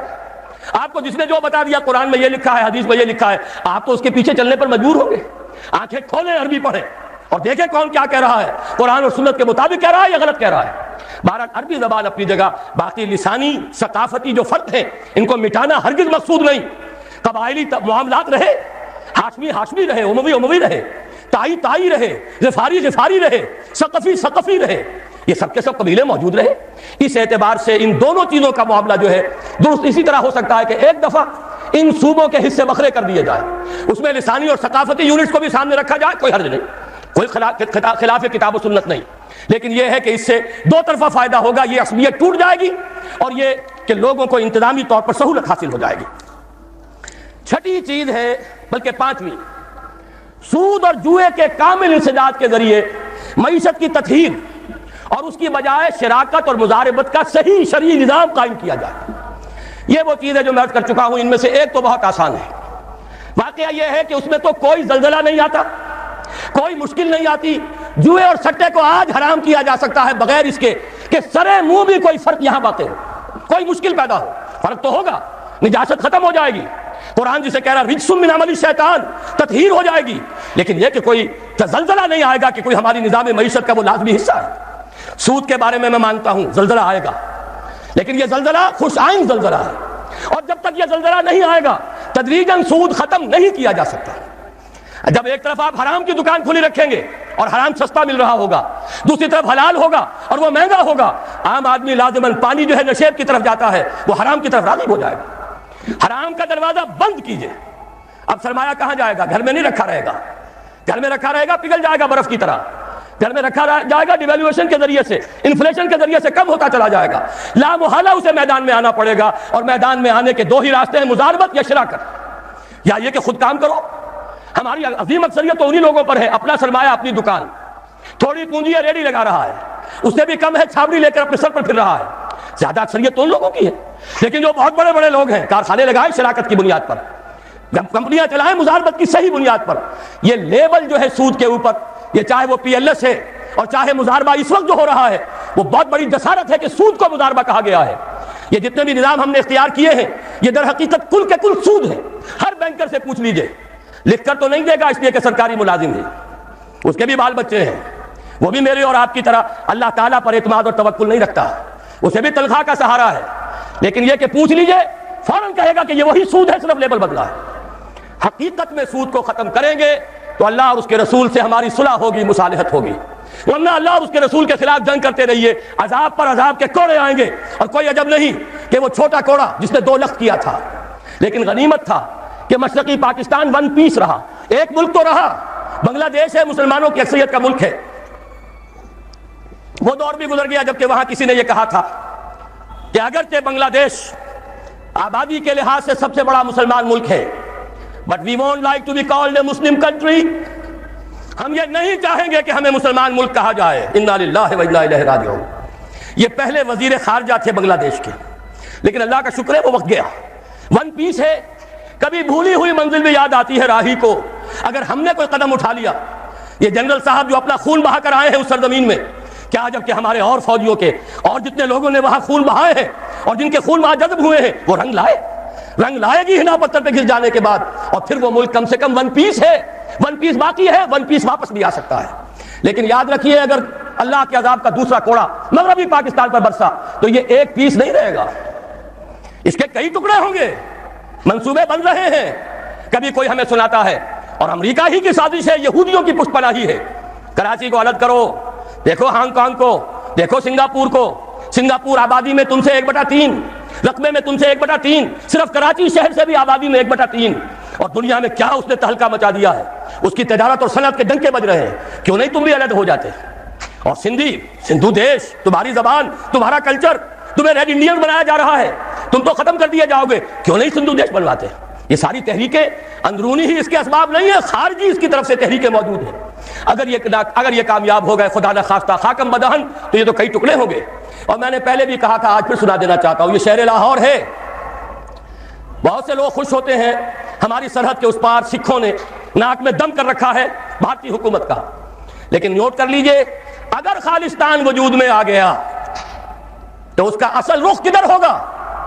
وہ طاقت، خون دینے کی وہ عادی ہو گئی ہے قوم، اس پورے عرصے میں زیادہ تر سکھ مرے ہیں اور سکھوں ہی نے سکھوں کو مارا ہے، لیکن اگر کہیں ان کا ملک بن گیا تو ان کے رخ کدھر ہوں گے؟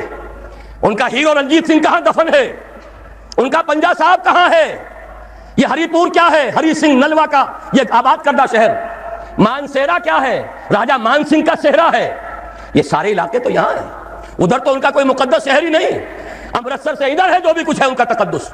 اور اگر خدا نہ خواستہ پاکستان کے ٹکڑے ہو گئے، اگر سندھ علیحدہ ہو گیا تو پنجاب ہوگا لینڈ لاکڈ، اس کے پاس تو کوئی سمندر نہیں، اور اس کے بعد واقعہ یہ ہے کہ سب سے بڑی دشمنی سرحد کے اس پار سے آئے گی، اور کوئی عجب نہیں کہ مہاراجہ رنجیت سنگھ کا دور دوبارہ آ جائے۔ ذرا مسلمان یاد تو کریں، اسی شاہی مسجد میں استبل بن گیا تھا، مسجدوں کی سیڑھیاں یہاں قرآن شریف کے نسخوں سے بنائی گئی، خالصہ ان پر پاؤں رکھ کر چڑھتا تھا، مسجد میں جاتا تھا اور گھوڑے بندھے ہوئے تھے۔ یہ دور کہیں لوٹ کر نہ آ جائے، شامت اعمال ماں کہیں اسی طریقے سے پھر دوبارہ ہم پر نازل نہ ہو جائے، لہذا دوڑو، زمانہ چال قیامت کی چل گیا، اٹھو وگرنہ حشر نہیں ہوگا پھر کبھی۔ اگر ہم نے یہاں پہ نظام خلافت کو نافذ نہ کیا اور یہ سود اور اس کے ساتھ جو جنگ ہم کر رہے ہیں اللہ کے اور رسول کے ساتھ اگر ختم نہ کی تو کوئی عزم نہیں کہ اللہ کے عذاب کا وہ کوڑا برس جائے۔ چھٹی چیز بڑی اہم ہے، لیکن ذرا سا اس میں ایک علمی مسئلہ ہے، میں اس لیے اس بڑے جلسے میں وہ بیان کر رہا ہوں کہ میں یہ چاہتا ہوں کہ اب آپ کی اپنی زبانیں بھی کھلیں، آپ لوگوں سے بات کریں، آپ علماء دین سے پوچھیں یہ چیزیں حقیقت ہیں یا نہیں، اگر ہیں تو اب تک کیوں چھپا کر رکھی گئی، کیوں ملوکیت کا اسلام ہی کا پرچار آج تک ہوتا رہا ہے؟ حضرت عمر فاروق کا ایک اجتہاد تھا، جو ملک مسلمانوں نے بزور شمشیر فتح کیے اس کی زمینیں کسی کی انفرادی ملکیت نہیں، مسلمانوں کی اجتماعی ملکیت، یہ مسلمانوں کے لیے وقف، مسلمان نہ صرف اس وقت کے مسلمان، آنے والے مسلمانوں کے لیے بھی وقف، ان کی بہبود، مجموعی بہبود کے لیے خرچ ہوگا۔ اس پر جو لوگ کام کریں گے وہ خراج دیں گے، چاہے مسلمان ہو چاہے غیر مسلم ہو، خراجی زمین قیامت تک خراجی رہے گی، چاہے بعد میں کہیں ہماری بدقسمتی سے شامت اعمال سے کوئی غیر مسلم حکمران آ جائے، پھر اگر آزادی حاصل کی جائے سٹیٹس نہیں بدلے گا زمینوں کا، ونس خراجی آلویز خراجی۔ یہ ذرا سمجھ لیجیے علمی بات کیا ہے۔ قرآن حکیم میں ایک حکم ہے انفال کا، مال غنیمت کا، یہ سورہ انفال میں ہے، 10ویں پارے کی پہلی آیت ہے، اور دوسرا حکم ہے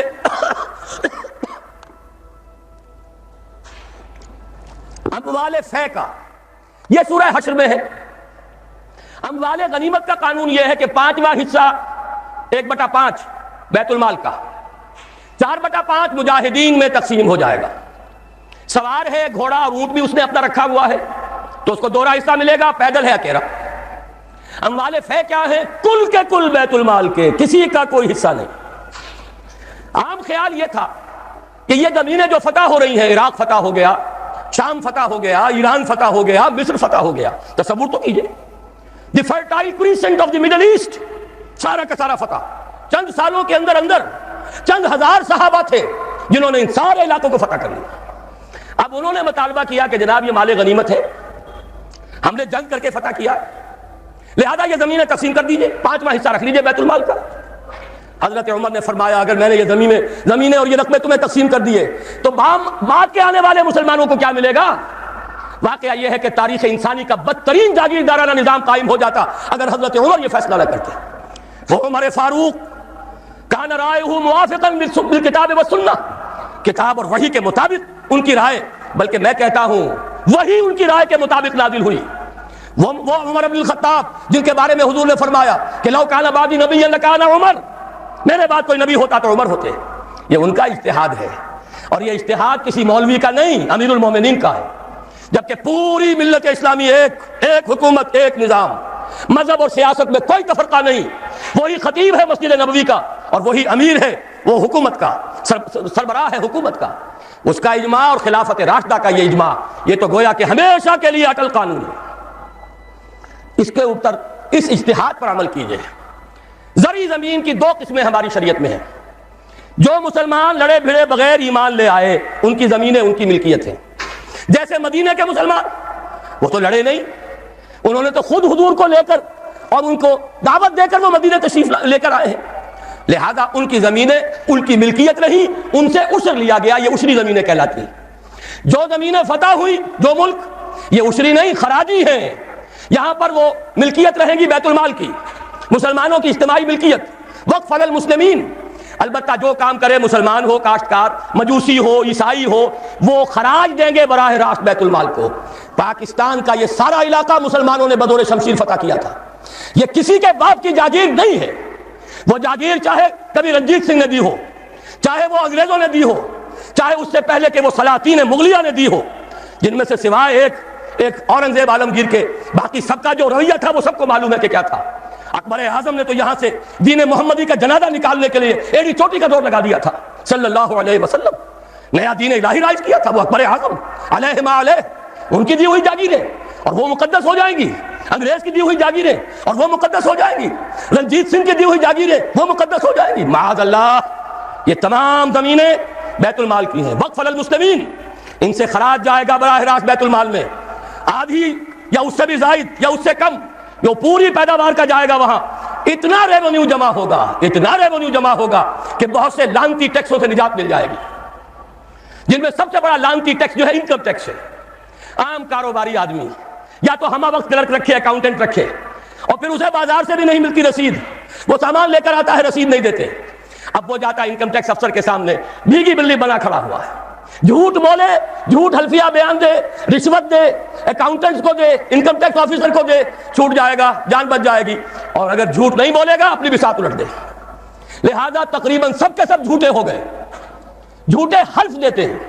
جب جھوٹا حلف انسان نے دے دیا ایک معاملے میں تو یوں سمجھئے کہ کور کھل گیا بوتل کا، اب تو جھوٹ ہی ہوگا، اسی کا راج ہوگا۔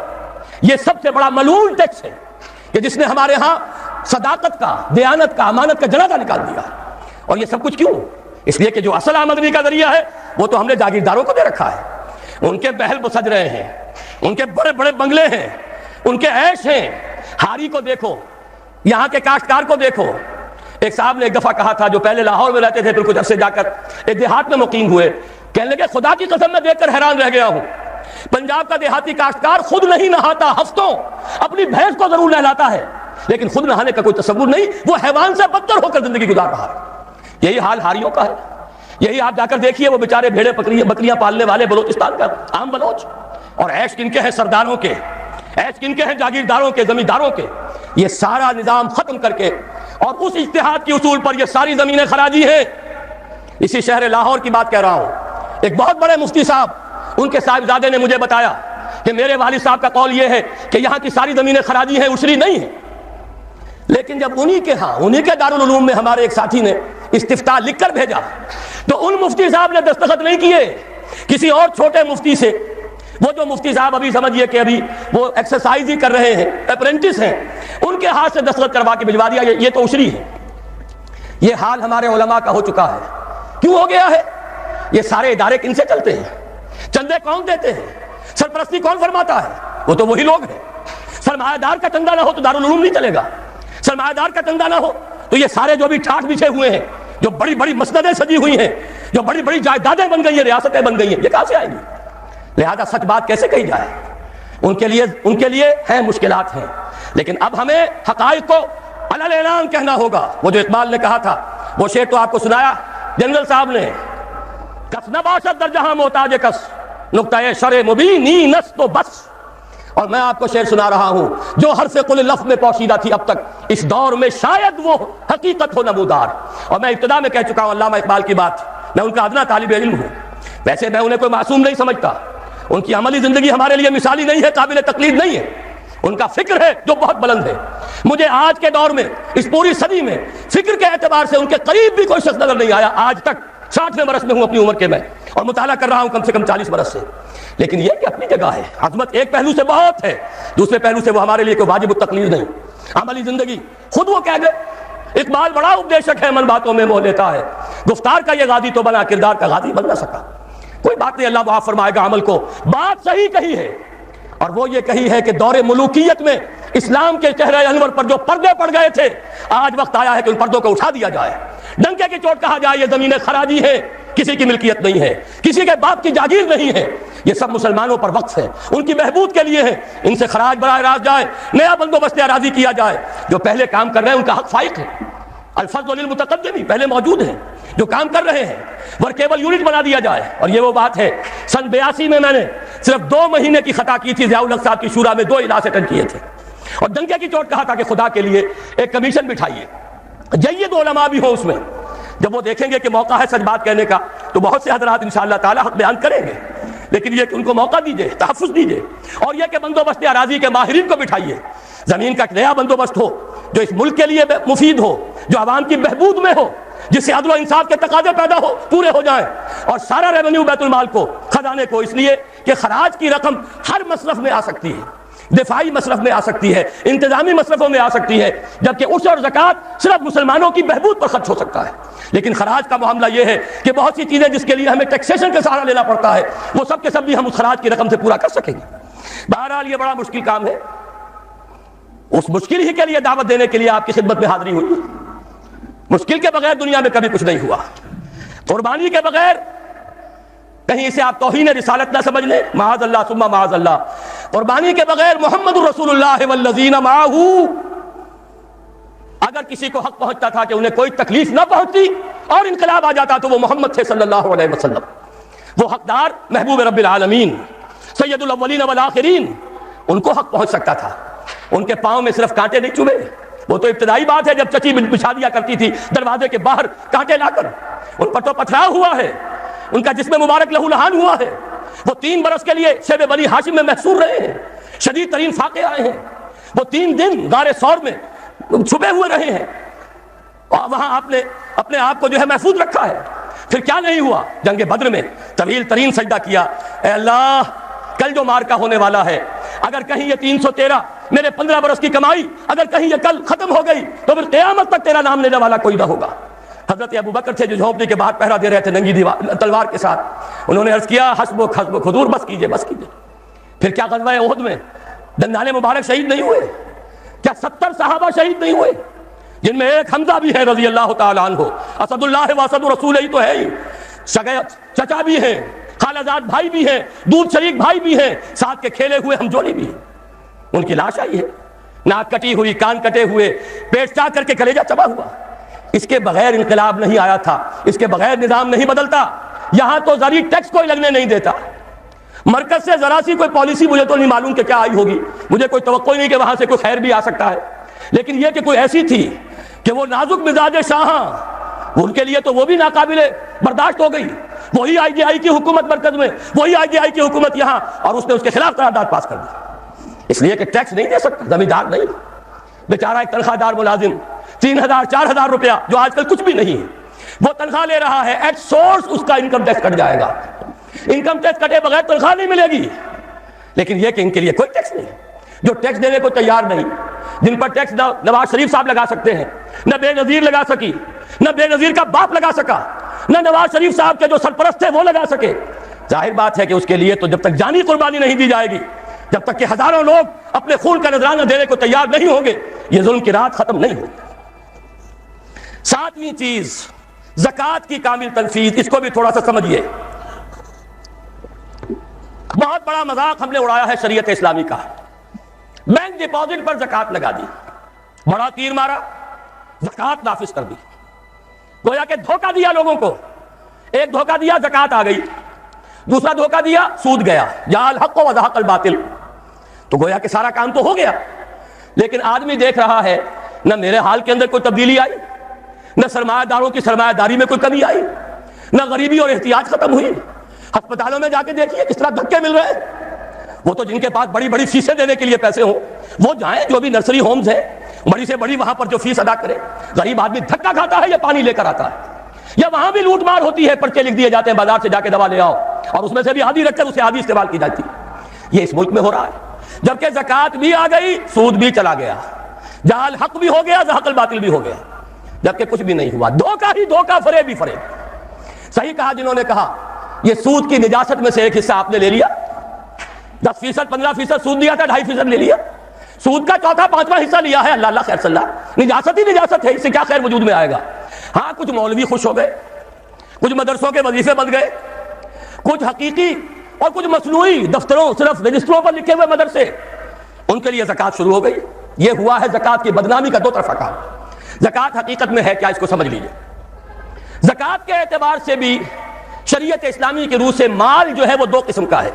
جیسے زمین میں نے عرض کیا دو قسم کی، خراجی، عشری، ایسے ہی مال باطنی، اموال باطنی، اموال ظاہری۔ کسی شخص نے گھر میں کچھ پیسہ رکھا ہوا پس انداز کر کے، یہ اموال باطنی ہے۔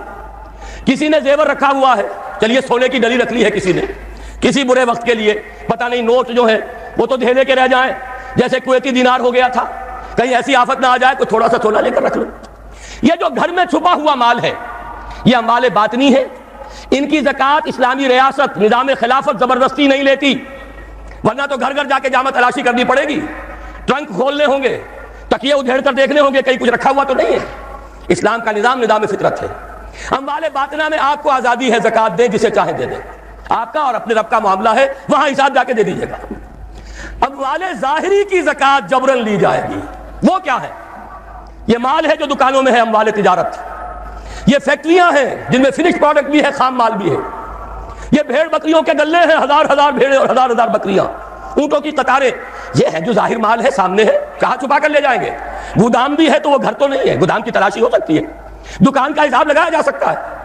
فیکٹری کے اندر اس کی زمین، اس کی مشین، اس کے ٹولز ایگزمپٹ، اس پر زکوٰۃ نہیں ہے۔ لیکن جو بھی مال ہے اس میں وہ دو شکلوں میں ہوگا، یا خام مال ہے، کپڑا بنانے کا کارخانہ ہے تو دھاگا پڑا ہے اتنے کروڑ کا، تیار کپڑا ہے اتنے کروڑ کا، اس کا 2.5% دے دیجئے۔ مال ہے 5 لاکھ کا دکان کے اندر، 2.5% دے دیجئے، مال ظاہر ہے۔ اور اس میں اس سے کوئی غرض نہیں کہ سال بھر میں آپ نے کچھ کمایا کہ گوایا، جب تک آپ نصاب کی حد سے اوپر ہیں، چاہے آپ کا اس سال میں آدھا مال گیا، 10 لاکھ کی مالیت تھی، اب آپ 5 لاکھ کے ہیں، لیکن 5 لاکھ پر بھی آپ کو 2.5% دینا ہے، چاہے کمایا ہو چاہے گوایا ہو۔ اور یہ ٹوٹل پر ہے، کسی اکاؤنٹنٹ کی ضرورت نہیں، جو تاریخ معین ہے جا کر دیکھیے کیا مال پڑا ہوا ہے، 2.5% حساب کر کے دیکھیے، اتنی رقم آئے گی۔ ابھی جو کہہ رہے تھے جنرل صاحب کہ یہ نعرہ بھٹو نے لگایا، یہ بالکل وہی بات ہے جو علامہ اقبال نے فرمائی ہے۔ مغربی تہذیب میں بھی ایک حصہ حق کا ہے، اگرچہ باطل نے اس کے اوپر پورا غلبہ حاصل کر لیا، لیکن حق کا حصہ اس میں بھی تھا۔ وہ کیا تھا؟ اوہام پر اپنی بات نہ قائم کرو، لا تقف ما ليس لك به علم ان السمع والبصر والفؤاد كل اولئك كان عنه مسؤولا۔ علم پر بات کرو، وہم پر نہیں، محض تصورات پر نہیں، محض توہمات پر نہیں، علم پر، موقف تمہارا علم پر قائم ہونا چاہیے۔ یہ بات تھی، انہوں نے لی، توہمات کو ختم کیا، کھول آنکھ، زمین دیکھ، فلک دیکھ، فضا دیکھ، مشرق سے ابھرتے ہوئے سورج کو ذرا دیکھ، لہذا سائنس بڑھی، ٹیکنالوجی بڑھی، آئی ان کے ہاں ترقی آئی۔ اسی طرح یہ سمجھ لیجئے روٹی، کپڑا اور مکان کوئی کافرانہ نعرہ نہیں تھا، یہ افراد کا بنیادی حق ہے، اور تاریخ انسانی میں پہلی مرتبہ عمر فاروق نے اس حق کا بیان کیا۔ اگر دجلہ اور فرات کے کنارے ایک کتا بھی بھوکا مر گیا تو عمر قیامت کے دن ذمہ دار ہوگا۔ کون مارکس ہے، کیا پدی اور کیا پتی کا شوربہ، کون کوئی جدید تصورات دینے والے ہوں گے؟ یہ کل کی پیداوار ہے اور آج ختم ہو چکے، آج ان کے چہروں پر کالک بری جا رہی ہے، آج ان کے مجسمے گرائے جا رہے ہیں۔ عمر فاروق کا فرمان، یہ محمد کے غلام اور ایک ادنا تربیت یافتہ سپاہی کا فرمان ہے، یہ تا قیامت قائم رہے گا۔ ہر شہری کی بنیادی ضروریات کی کفالت ہے جو نظام خلافت کے ذمہ ہے۔ اور اس میں تو جیسا کہ میں نے عرض کیا، اس میں تو حضرت عمر نے مسلمان نہیں کہا، صرف مسلمان نہیں، جانوروں تک بات پہنچا دی۔ اس کا مطلب یہ کہ غیر مسلموں کا بھی حق ہے۔ اس لیے کہ حضرت عمر ہی نے ایک مرتبہ دیکھا تھا، کسی صوبائی دارالحکومت کے دورے پر گئے تھے، کوئی ایک بڈھا غیر مسلم غالباً مجوسی تھا، وہ کچھ خیرات مانگتا پھر رہا تھا، بہت بوڑھا ضعیف۔ وہاں کے عامل سے حضرت عمر نے پوچھا یہ کیا معاملہ ہے، یہ خیرات مانگنے پر کیوں مجبور ہو گیا؟ تو انہوں نے کہا غریب ہے اور اس کے پاس کوئی ذریعہ نہیں ہے۔ فرمایا یہ بڑا ظلم ہے کہ جب یہ جوان تھا کماتا تھا ہم اسے جزیہ لیتے تھے، اور آج اگر یہ بوڑھا ہو گیا ہے اور اس کا کوئی والی وارث نہیں ہے تو ہم نے اسے سڑکوں کے اوپر بھیک مانگنے کے لیے چھوڑ دیا، اس کا بھی وظیفہ مقرر ہو جائے گا۔ یہ ذمہ داری، یہ کفالت عامہ ہر شہری کے لیے۔ اور یہ جان لیجئے تجارت میں اور صنعت میں یہ سارا فساد جو اس وقت ہے وہ اس وجہ سے ہے کہ عام آدمی، عام کسان، عام مزدور مجبور ہے کہ سرمایہ دار اور جاگیردار کی طرز پر کام کرے، نہ کرے گا تو کیا کرے گا؟ ٹریڈ یونین بنا لیجئے، وہ بھی جیبی ٹریڈ یونین بنا لیں گے، ان کے اپنے ایجنٹ ہوں گے، اب لڑیے خون کس کا جائے گا؟ مزدور ایک دوسرے سے ٹکرائیں گے، کچھ حاصل نہیں۔ اسلام نے کیا نظام دیا ہے؟ آپ غریب کو ضمانت دے دیجئے، اگر تمہیں صحیح ویج نہیں مل رہی، تمہیں صحیح مبادلہ نہیں مل رہا اپنی محنت کا، مت کام کرو، تمہیں بھوکا نہیں مرنے دیا جائے گا، تمہاری بنیادی ضروریات کی کفالت ریاست کرے گی۔ اب ہوئی برابر کی چوٹ۔ اگر کارخانے دار کہہ سکتا ہے کہ اگر آپ کو یہ چیز منظور ہے کام کیجئے ورنہ جائیے، سب مزدور چلے جائیں گے، میں لاک اپ کر دوں گا، کارخانہ بند کر دوں گا، لیکن یہ کہ مزدور اس وقت یہ نہیں کہہ سکتا، وہ تو کہے گا جناب اسی تنخواہ پر کام کروں گا، اس لیے کہ ایک دن کام نہ کرے شاید بچ جائے، 2 دن کام نہ کرے بچ جائے، تیسرے دن فاقہ آئے گا، اس کے پاس کھانے کو نہیں ہے۔ لیکن اگر معلوم ہو میری ریاست خلافت اللہ فی الارض، وہ ضامن ہے، وہ رب العالمین ہے، اور اسی کی رب العالمین کا یہ مظہر ہے نظام خلافت، رحمت للعالمین کا سب سے بڑا مظہر محمد رسول اللہ کی یہ نظام خلافت، یہ ضامن ہے، یہ مجھے بھوکا نہیں مرنے دے گا، یہ میرے بچوں کے لیے کوئی نہ کوئی چھت ضرور فراہم کرے گا، تو پھر اس کے پاس بھی بارگیننگ پاور ہے، وہ بھی قدم جما کر بات کرے گا کہ جناب یہ بیچ دیتے ہیں تو کام کروں گا ورنہ نہیں کروں گا۔ یہ ہے جو آسان ترین حل ہے۔ باقی یہ کہ جبر کیا تھا روس نے، اس کا حشر دیکھ لیا، اور سرمایہ دارانہ نظام اس وقت تو بڑا خوش ہے، اس کے ڈنکے بج رہے ہیں، اس کی فتح ہو گئی، سب سے بڑا دشمن سرنگو ہے، وہ تو سجدہ کیے ہوئے ہے۔ لیکن یہ کہ واقعہ یہ ہے سرمایہ دارانہ نظام کے اندر جو کنٹرڈکشنز ہیں، جو تضادات ہیں، اب وہ ظاہر ہوں گے۔ جب باہر مقابلہ تھا اندر کی لڑائی ختم تھی، اب اندر سے فساد ابھرے گا، اندر سے ایکسپلوژن ہوں گے۔ یہ غیر فطری نظام، یہ غیر انسانی نظام، یہ غیر معقول نظام ختم ہو کر رہے گا۔ کاش کہ اس کی جگہ صحیح، معتدل، متوازن، عادلانہ نظام خلافت، اس کا کوئی نمونہ ہم دنیا کے سامنے پیش کر دیں۔ اس وقت پوری دنیا کی طرف ہماری ذمہ داری ہے، ساری نوع انسانی کے ہم مقروض ہیں کہ ہمارے پاس ہدایت ہے، لیکن ہم اس پر خزانے کا سانپ بن کر بیٹھے ہوئے ہیں، نہ خود عمل کرتے ہیں نہ دوسروں کے سامنے نمونہ پیش کرتے ہیں۔ یہ خلافت کی تحریک اسی لیے ہے، یہ سارے نظام کو بدلنا پیش نظر ہے۔ آخری بات، کامل قانونی مساوات، یہ بھی لکھا ہوا ہے یہاں، قریب ہے، پڑھی بھی جا رہی ہے بات۔ کوئی صدر مملکت، کوئی خلیفۃ المسلمین کوئی ترجیحی حقوق نہیں رکھتا۔ ابھی آپ سن چکے ہیں جنرل صاحب سے بھی، قانونی طور پر کامل مساوات یہ نہیں ہے کہ صدر امریکہ عدالت میں طلب نہیں کیے جا سکتے۔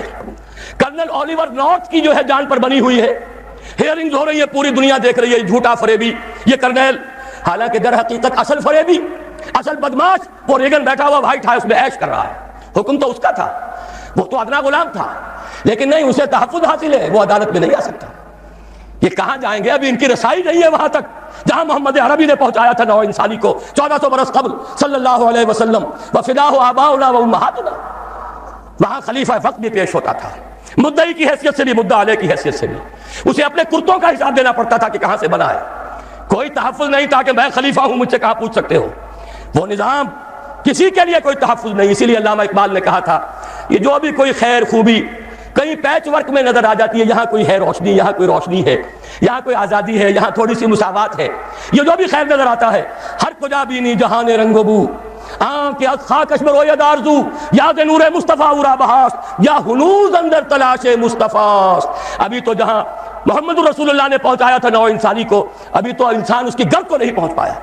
نظام خلافت میں ہمارے ہاں تو وہ تماشا بھی ہو گیا تھا، کسی ایم پی اے صاحب سے کسی پولیس آفیسر نے کچھ بات پرس کر لی، قیامت آ گئی، زلزلہ آ گیا، گویا کہ انہوں نے کہا ہم نے کروڑوں یوں ہی خرچ کیے، ہم نے یہ ساری دھاندلیاں یوں ہی کی تھی، ہم نے آپ کے ہر جھوٹ کو شک اس لیے کیا ہے کہ ہماری عزت کا تحفظ نہ ہو۔ اور معجزہ ہوا پارلیمانی جمہوریت کا کہ ایک بات وہ تھی کہ جس پر حکومت کی پارٹی اور اپوزیشن پارٹی دونوں متفق، اس لیے کہ لوٹ مار میں تو دونوں متفق ہیں، لوٹ مار کا حال تو یہ ہے کہ کہا جاتا ہے کہ بیوی کیا کر رہی ہو، کیوں یہ گندے کپڑے باہر لا کر دھونے شروع کر دیے؟ اپنے ساتھیوں کو دیکھو، ان کا بھی یہی حال ہے۔ یہ نہیں کہا کہ ہم پاک ہیں، یہ کہا کہ اگر ہم ناپاک ہیں، اگر ہم نے لوٹ مار کی ہے تو تمہارے ساتھی بھی لٹیرے ہیں۔ گویا کہ نصف لی و نصف لک وہذا قوم جاہلون، کیوں یہ پردے اٹھا رہی ہو؟ یہ معاملہ در حقیقت اس نظام کے اوپر سب سے بڑا طنز جو صوبے کے سب سے بڑے ذمہ دار آدمی کی زبان سے نکلا ہے، وزیر اعلیٰ پنجاب، کہ بیوی کیا کر رہی ہو؟ ذرا اپنے آدمیوں کو بھی دیکھ لو، یہ ساری لوٹ مار انہوں نے بھی کی تھی کہ ہم ہی نہیں ہیں۔ سنتے ہیں اگلے زمانے میں کوئی میر بھی تھا، سب نے تم نے یہی کام کیے ہیں۔ اسلام میں کوئی تحفظ نہیں، قانونی مساوات، خلیفہ وقت بھی آئے گا عدالت میں، مدعی کی حیثیت سے آئے گا، اور اگر قانون اسلامی کے مطابق گواہی پیش نہ کر سکا اس کا دعویٰ خارج ہو جائے گا۔ علی مرتضیٰ رضی اللہ تعالی عنہ مدعی، قاضی شریح قاضی پوچھتے ہیں کہ یہ زرہ آپ کہتے ہیں کہ آپ کی ہے، یہودی کے کسی کے ہاں سے برآمد ہوئی ہے، بتائیے آپ کے پاس گواہ؟ فرمایا میرا بیٹا ہے حسن، میرا غلام ہے۔ قاضی فرماتے ہیں کہ نہیں جناب، شریعت اسلامی کی روح سے بیٹے اور غلام کی گواہی قابل قبول نہیں، کوئی اور گواہ ہے؟ فرمایا نہیں، دعویٰ خارج۔ کوئی شخص، قاضی شریح تو خیر بہت بڑی شے ہے، کوئی بات کا عام مسلمان بھی حضرت علی کے بارے میں یہ گمان کرے کہ وہ جھوٹ بول سکتے تھے تو ایمان کے لالے پڑ جائیں گے، ایمان ختم ہو جائے گا۔ کیا وہ جھوٹے مدعی تھے؟ ہرگز نہیں۔ لیکن قانون قانون ہے، قانون میں سب برابر ہوں گے۔ یہ ہے وہ مثال کہ جو دی گئی ہے۔ البتہ اس میں ایک اندیشہ ہوتا ہے کہ کچھ شریر لوگ کئی خلیفہ وقت کو مقدمے بازی ہی کے اندر گھیرے رکھیں، اسے کوئی کام کرنے کا موقع نہ دیں۔ اس کے لیے تعزیرات ہیں، جس کی سب سے بڑی مثال، اگر کوئی شخص کسی دوسرے شخص پر زنا کا الزام لگائے اور اگر ثابت نہ کر پائے تو اگر وہ زانی یا زانیہ غیر شادی شدہ ہے تو اس کے 100 کوڑے لگتے اگر ثابت ہو جاتا، تو یہ جس نے الزام لگایا اور ثابت نہیں کر سکا اس کو 80 کوڑے لگیں گے۔ تیار ہو، آ جاؤ، لگاؤ الزام۔ ایسی ہی تعزیر جو ہے معین کی جا سکتی ہے کہ جو لوگ غلط کوئی مقدمہ قائم کریں گے، غلط الزام لگائیں گے خلیفہ وقت پر، اس کو یہ سزا ملے گی۔ اب جو رسک لے سکتا ہے آئے میدان میں۔ قانونی تحفظ نہیں ہے، البتہ یہ کہ اس قسم کی تعزیرات کے ذریعے سے اس معاملے کو ایک حد سے کے اندر رکھا جا سکتا ہے۔ نویں بات، شراب اور دوسری نشہ آور چیزوں کے مکمل استحصال کے لیے سخت تعزیری قوانین، کچھ کہنے کی ضرورت نہیں، کوئی اختلاف اس میں ہو ہی نہیں سکتا۔ آخری بات جو ایک بات میں کئی باتوں پر مشتمل ہے، مخلوط معاشرت کا سد باب۔ مخلوط قومیت حرام، مخلوط معاشرت حرام۔ عورت اور مرد، ان کا جدا جسمانی نظام، جدا نفسیاتی ساخت، جدا ذمہ داریاں، جدا دائرہ ہائے کار۔ البتہ کوئی قدغن نہیں، ڈاکٹر بننا چاہتی ہے لڑکی بنے، مفید ہے، عورتوں کا علاج کرے گی، مردوں کے پاس جانے کی ضرورت نہیں ہوگی، لیکن اختلاط نہ ہو۔ ان کے اسکول علیحدہ، ان کے کالج علیحدہ، ان کے ہسپتال علیحدہ، ان کی یونیورسٹی کیوں علیحدہ نہیں ہو سکتی؟ اگر فرض کیجئے ضرورت ہے کہ یہ دنیا جو ہے اقتصادی دنیا ہے، انسان اکنامک اینیمل بن کر رہ گیا ہے اور ہمیں مقابلہ کرنا ہے، تو ہماری عورتیں بھی کام کریں، ہاتھ بٹائیں مردوں کا صنعتی پروڈکشن میں، کوئی حرج نہیں، اسلام نے حرام نہیں کیا، لیکن ان کے لیے کاٹیج انڈسٹری کا بندوبست کیجئے، گھر میں مال پہنچائیے اور لیجئے مال وہاں سے، یا ایسے انڈسٹریل یونٹس قائم کریں جن میں عورتیں کام کریں، عورتیں ہی سپروائز کریں، لہذا اور ان کے جو کام کے گھنٹے ہیں، اوقات کار کم رکھے جائیں تاکہ وہ گھر میں جا کر خاتون خانہ کے فرائض، مرد فرائض، بیوی کے فرائض وہ بھی صحیح طور سے انجام دے سکیں۔ ورنہ یہ کہ وہاں اگر ملازم رکھ لیا تو یہاں باہر آ کر کام کیا تو حاصل کیا ہوا؟ قومی سطح پر تو ادھر سے کمائی کی ادھر دے دی۔ اس اعتبار سے خالص اکنامک اعتبار سے بھی قطعاً اس کی کوئی ضرورت نہیں۔ کاٹیج انڈسٹری اور علیحدہ انڈسٹریل یونٹس یہ سارے کیجئے۔ آخر آپ سوچئے، اگر زنانہ اسپتال میں نرس لیڈی ڈاکٹر عورتیں ہیں، نرسیں سے بھی عورتیں ہوں، کوئی حرج نہیں، مردانہ اسپتال میں عورتیں کیوں نرس ہوں؟ جو سکینڈلز ہوتے ہیں روز آتے ہیں، ڈاکٹروں اور نرسوں کے معاملات، پھر مریضوں اور نرسوں کے معاملات، روز کہانیاں آپ پڑھتے ہیں، لیکن یہ کہ آنکھ نہیں کھلتی۔ معلوم ہوتا ہے انگریز چھوڑ گیا ہے، وہ نائٹنگیل اس کا کوئی پیدا کردہ نظام، وہ یہ دنیا میں چلتا رہے گا۔ میں نے تو عرض کیا نا کہ معلوم ہوا جو شے وہ چھوڑ گیا ہے، پارلیمانی نظام جمہوریت سے لے کر کرکٹ کے گیم تک پوری وفاداری کے ساتھ بشرط استواری، اسی کو ہم نے ایمان سمجھا ہوا ہے۔ اس سے نکل کر اور پھر یہ کہ عورت اگر باہر آئے مجبوراً، ستر اور حجاب کے احکام کی پابندی کرائی جائے گی۔ ہمارے پڑوسی ملک میں کروا لی گئی، اگرچہ اب وہاں پر دوبارہ ڈھیل آ رہی ہے، اس کی کچھ اور وجوہات ہیں، لیکن ایک مرتبہ تو انہوں نے تماشا کر کے دکھا دیا ان کی تہذیب کو. یہ چونکہ مولانا ظفر علی خان کا شعر ہے اس لیے سنا رہا ہوں، اگرچہ ایک لفظ میں غیر ثقہ آ گیا ہے. تہذیب نو کے منہ پہ وہ تھپڑ رسید کر جو اس حرام زادی کا حلیہ بگاڑ دے، کم سے کم انہوں نے ایک دفعہ تو کر کے دکھایا.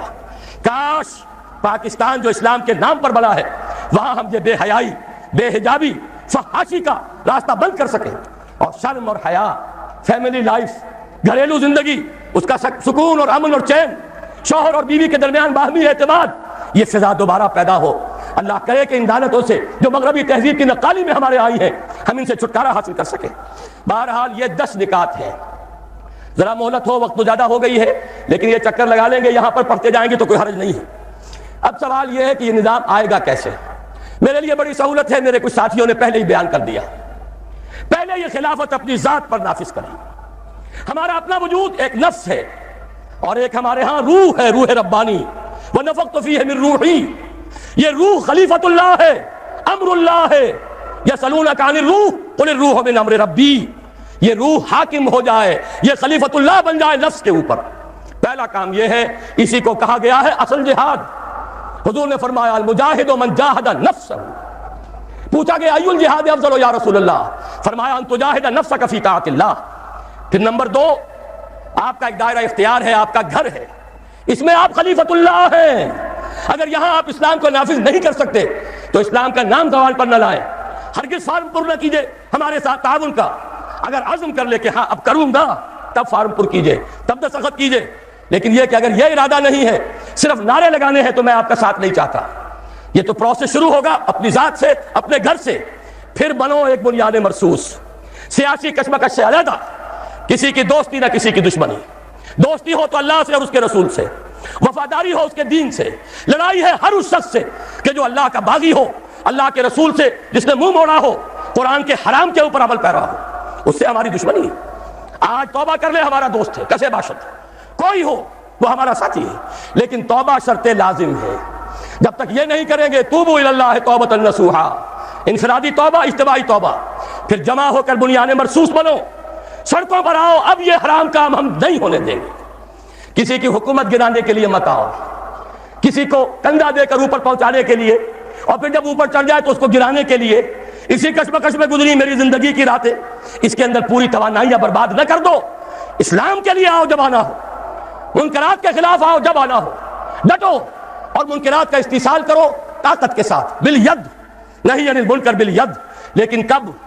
جبکہ خود اپنے اوپر نافذ کر چکے ہو، جبکہ مل جل کر ایک طاقت بن چکے ہو، ایک جماعت کی شکل اختیار کر سکو، جبکہ ایک امیر کی بات سنو اور اس کی اطاعت کرو. تب یہ مظاہرے ہوں گے، تب میدان میں آنا ہوگا، تب للکاریں گے اور تب جانے نثار کریں گے. اللہ کرے کہ وہ وقت آ جائے، ہماری زندگیوں میں آئے گولیاں ہیں اور ہمارے سینے ان کے سامنے ہوں، ہماری پیٹھ پر کوئی گولی نہ لگے. لیکن یہ کہ پہلے وہ مراحل طے کر کے. بہرحال اس کام کے لیے ہم نے تنظیم اسلامی قائم کی، بیعت کا اصول اختیار کیا. البتہ بعض حضرات نے کہا کہ ذرا ایک دائرہ اور پیدا کرو. جو لوگ اقرار کر لیں، تم سے بیعت کریں نہ کریں، چھوڑ دو اس بات کو، اقرار کر لیں، انہیں اپنا معاون سمجھو.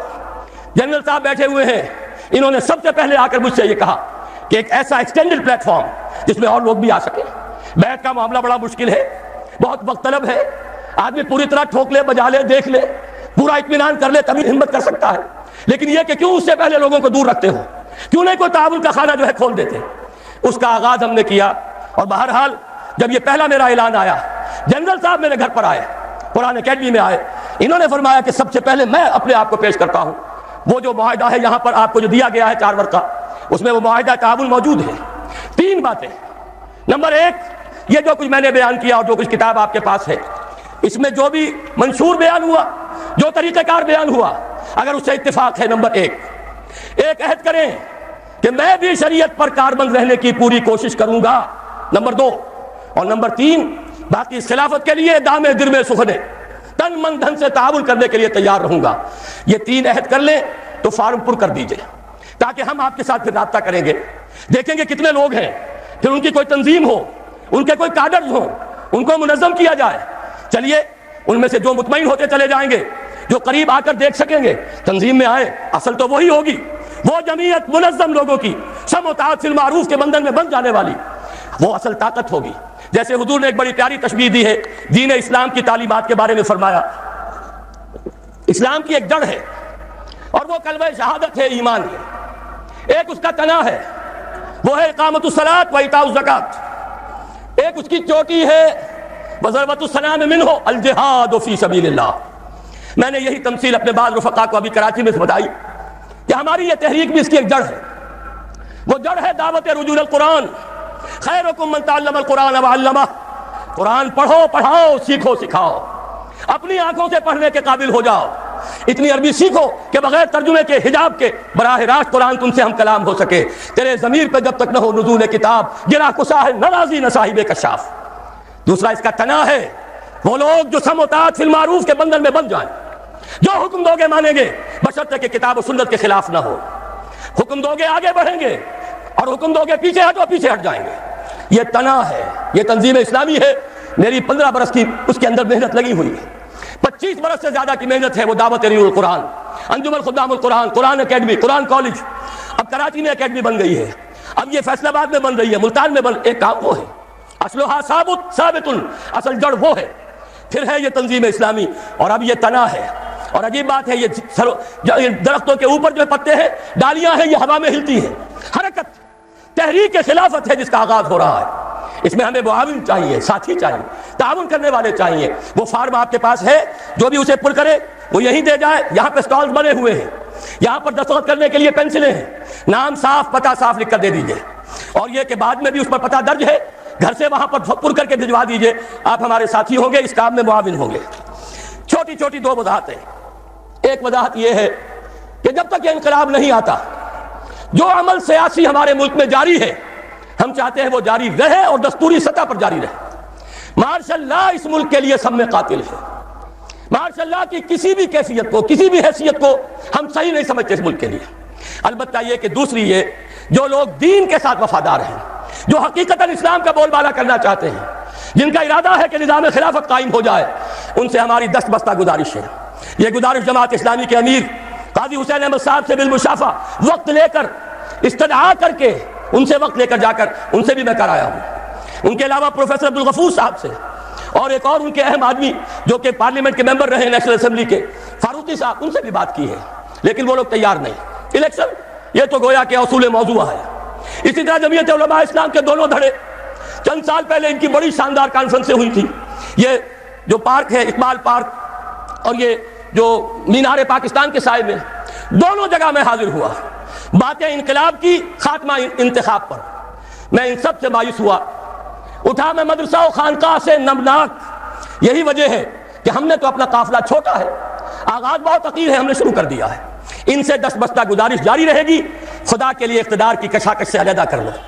کتنے زور شور سے آئی جے آئی بنائی تھی، معلوم ہوتا تھا کہ بس آئی جے آئی کہ اسلام آیا کہ آیا، لیکن وہ آئی جے آئی بھی آ گئی، اور اس میں جو جماعتیں ہیں وہ نہایت مایوس بھی ہو چکی، شدید ترین تنقیدیں بھی کر رہے ہیں، انہی کے ووٹوں سے براجمان ہیں جا کر سینیٹر بن کر، انہی کی دھمکیوں پر منقار زیر پر بھی ہو جاتے ہیں۔ وہ جا کر ذرا ایک دفعہ ملاقات کر لیں تو دنیا پلٹ جاتی ہے۔ یہ وہ تماشا ہے جس نے دین کو بدنام کر کے رکھ دیا ہے۔ عوام کی امیدیں ختم ہو رہی ہیں، رجال دین پر سے اعتماد ختم ہو گیا تو دین پر سے ختم ہو جائے گا۔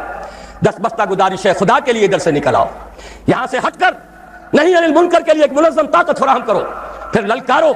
تم سیاسی طور پہ نہ کسی کے حریف بنو نہ حلیف بنو، لیکن ہم حریف ہیں تو کفر کے، فحاشی کے، شرک کے، بے حیائی کے، اور اگر حلیف ہے تو اللہ کے، اس کی کتاب کے، اس کے رسول کے، جیسے کہ حضور نے فرمایا الدین والنصیحہ، دین تو نصیحت ہے، وفاداری ہے، خیر خواہی ہے۔ پوچھا گیا لمن یا رسول اللہ، حضور کس کے ساتھ خلوص و اخلاص، کس سے وفاداری؟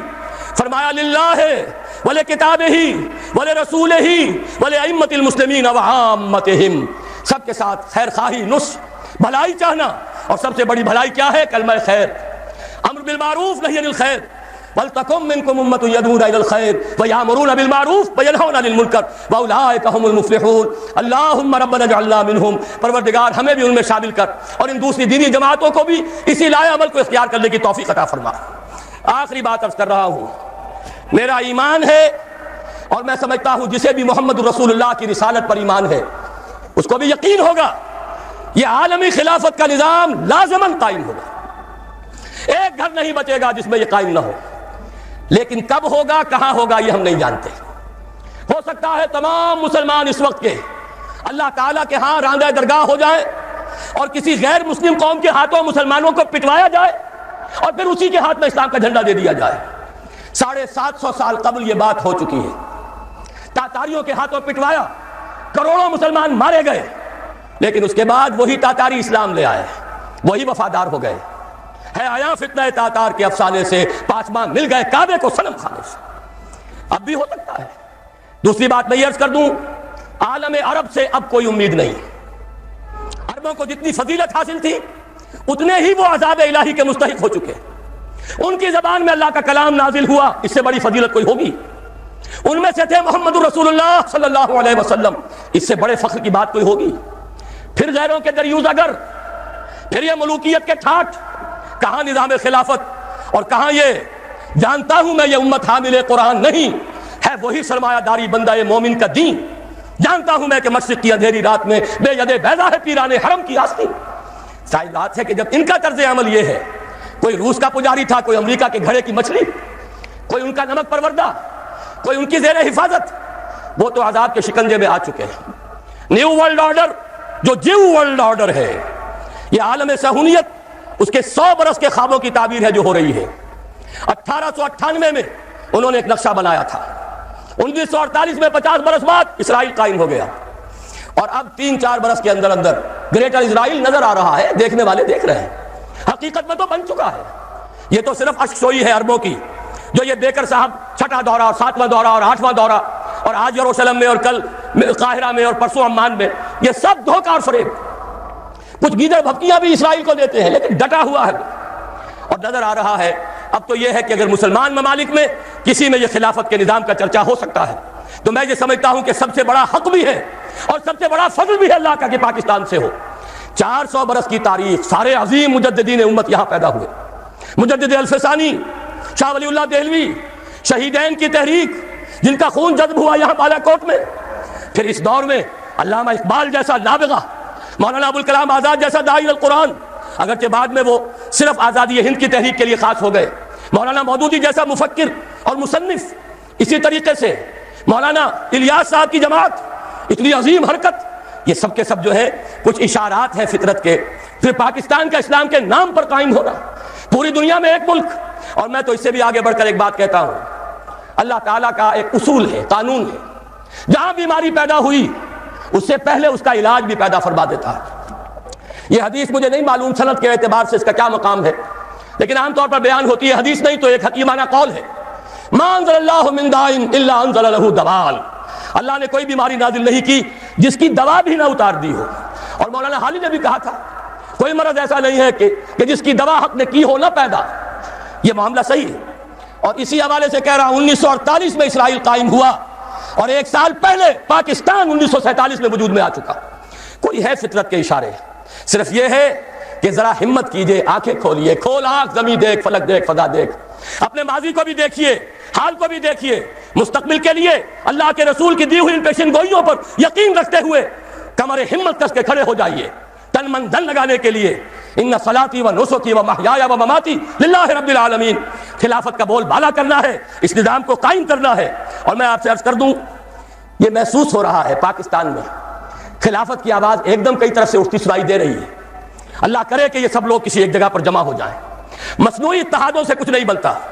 میں ایک بڑا تلخ تجربہ کر چکا ہوں زندگی کا, اور بہرحال مومن ہوں یا نہیں, چاہتا ہوں کہ اللہ تعالیٰ کے ہاں مومن شمار ہو جاؤں. اور مومن کی ایک مثال یہ بھی ہے, ایک علامت یہ بھی ہے, ایک بل سے 2 بارہ نہیں ڈسا جاتا. متحدہ شریعت محاذ کا تجربہ میں نے کر لیا, بڑے بڑے جغادری علماء کو دیکھ لیا, ان کے آپس کے سر پٹبل کو دیکھ لیا, ان کی دھواندار تقریروں کو دیکھ لیا, جب وقت آیا تو جھاگ کی طرح بیٹھ جانے کو دیکھ لیا, 27 رمضان المبارک کا الٹیمیٹم دینا بھی دیکھ لیا, اور رمضان کے شروع ہونے سے پہلے ہی اپنے اس الٹیمیٹم سے میں باز آیا, محبت سے اٹھا لو پاندان اپنا, یہ منظر بھی دیکھ لیا. اب اس طرح کے کسی انمل بے جوڑ اتحاد کے لیے قطعاً طبیعت میں آبادگی نہیں. لاؤ کام کرے, ہمت کرے, اعتماد ہو تو ساتھ ملے, معاون بنے, لیکن کوئی مصنوعی اتحاد وہ سوائے اس کے کہ آپس میں اقتدار کی کشاکش شروع ہو جائے کچھ حاصل نہیں. تاہم مبارک ہے, یہاں بھی میں مشکور ہوں, بہت سے ادارے جو اب کچھ خلافت کے لیے کام کر رہے ہیں, کچھ کرنا چاہ رہے ہیں, ان کے نمائندہ حضرات بھی یہاں آئے ہیں. میں نے انہیں دعوت خاص پر مدعو کیا اور وہ تشریف لائے ہیں، میں ان کا ممنون ہوں۔ اللہ کرے کہ یہ بات آگے بڑھے اور اس کے اندر ہم کام کر سکیں۔ یہ ہو سکتا ہے کہ اگر ہم یہ کام کر گزریں تو علامہ اقبال سے یہ بات شروع ہوئی تھی، علامہ اقبال ہی کے ایک مصرے پر ختم کر رہا ہوں، اگر یہ شرطیں ہم پوری کریں، یہ طریقہ کار اختیار کریں، اگر ہم اللہ تعالیٰ کے فضل و کرم سے، اس کی توفیق سے اجتماعی توبہ کریں، اپنے گھروں میں خلافت قائم کریں، اللہ تعالیٰ اس عرض پاکستان پر بھی خلافت قائم کر دے۔ کوئی بعید نہیں، بلکہ مجھے تو بہت امید ہے، اگرچہ فوری نہیں، وقت لگے گا، ہو سکتا ہے زلزلہ آئے، ہو سکتا ہے ہماری کوئی اور شامت آئے، ہم پر کوئی اور عذاب کا کوڑا برسے، لیکن مجھے توقع یہی ہے ان دی لانگ رن کہ اسی عرض پاکستان سے عالمی خلافت کا آغاز ہوگا۔ لیکن جو لوگ عالمی خلافت کی بات کرتے ہیں انہیں یہ سوچ لینا چاہیے اس کا فطری اور عقلی طریقہ صرف یہ ہے کہ پہلے کسی ایک خطہ ارضی میں وہ نظام قائم ہو، تب آگے پھیلے گا۔ گھر میں بیٹھ کر پورے عالم کی باتیں کرنا بہت آسان، وہاں تو شاہ فہد بیٹھے ہوئے ہیں، لمن الملک اليوم، بادشاہی تو ان کی ہے، billions and billions of dollar کے محل تو ان کو بنتے ہیں، اپنی ملوکیت کے تحفظ کو کے لیے یہود و نصارہ کی فوجیں لا کر جزیرہ نما عرب میں انہوں نے بٹھائی ہیں۔ کون خلافت کو ماننے والا ہے؟ یہاں غنیمت سمجھو کہ کم سے کم آزادی ہے، بات کر سکتے ہو، اگر تم نظم کو نہ توڑو، بد امنی نہ کرو تو حق حاصل ہے یہاں پر تحریک چلانے کا، منظم ہو، پرامن ہو، دستور آپ کو حق دیتا ہے، حق کہیے، حق کا بول بالا کرنے کے لیے جب طاقت ہو تو میدان میں آ جائیے، گولیاں کھائیے، جانے دیجیے، کوئی آپ کے اوپر قدغن نہیں ہے۔ کیا عجب کہ اللہ تعالیٰ اس سرزمین کو چن لے، ہمیں توفیق دے، اور اس کے نتیجے میں میرے عرب کو آئی ٹھنڈی ہوا جہاں سے، میرا وطن وہی ہے، میرا وطن وہی ہے، کاش کہ اس شعر کا مصداق کامل ارض پاکستان بن جائے۔ اب میری گفتگو ختم ہوئی، معذرت خواہ ہوں، میں نے وعدہ کیا تھا اپنے ساتھیوں سے کہ آج میں 1.5 گھنٹے سے زیادہ گفتگو نہیں کروں گا، لیکن غالباً 2 گھنٹے ہو گئے، لیکن آپ بھی بیٹھے رہے، کچھ میری بھی ہمت رہی، حالانکہ میرا گلا بہت خراب تھا، لیکن اللہ نے ہمت دی ہے تو امیر جمع احباب درد دل کہہ لے، پھر التفات رخ دوستاں رہے نہ رہے، میں نے یہ ساری بات آپ کے سامنے کر دی ہے۔ اب صرف گزارش یہ ہے کہ چند منٹ کے لیے تشریف رکھیے، ایک تو مجھے اعلان کرنا ہے، بعد میں دعا پر اس مجلس کا خاتمہ ہوگا۔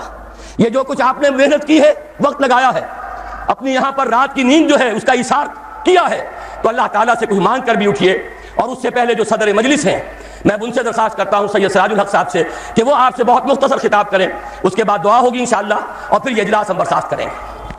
اقول قولی ھذا واستغفر اللہ لی ولکم ولسائر المسلمین والمسلمات۔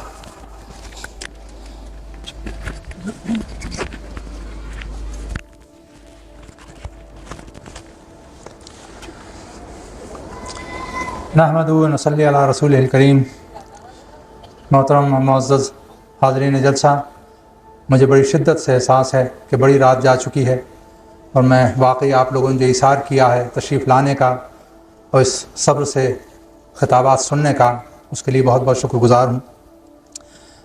ہمارے اور ساتھیوں نے بھی جو یہاں تقاریر کی ہیں وہ جس جذبے سے کی گئیں، اس کے بعد بھی، اور خصوصیت سے محترم ڈاکٹر صاحب نے جو خطاب فرمایا ہے، اس کے بعد تحریک خلافت پہ کوئی بات کہنا میرے نزدیک تحصیل حاصل ہے۔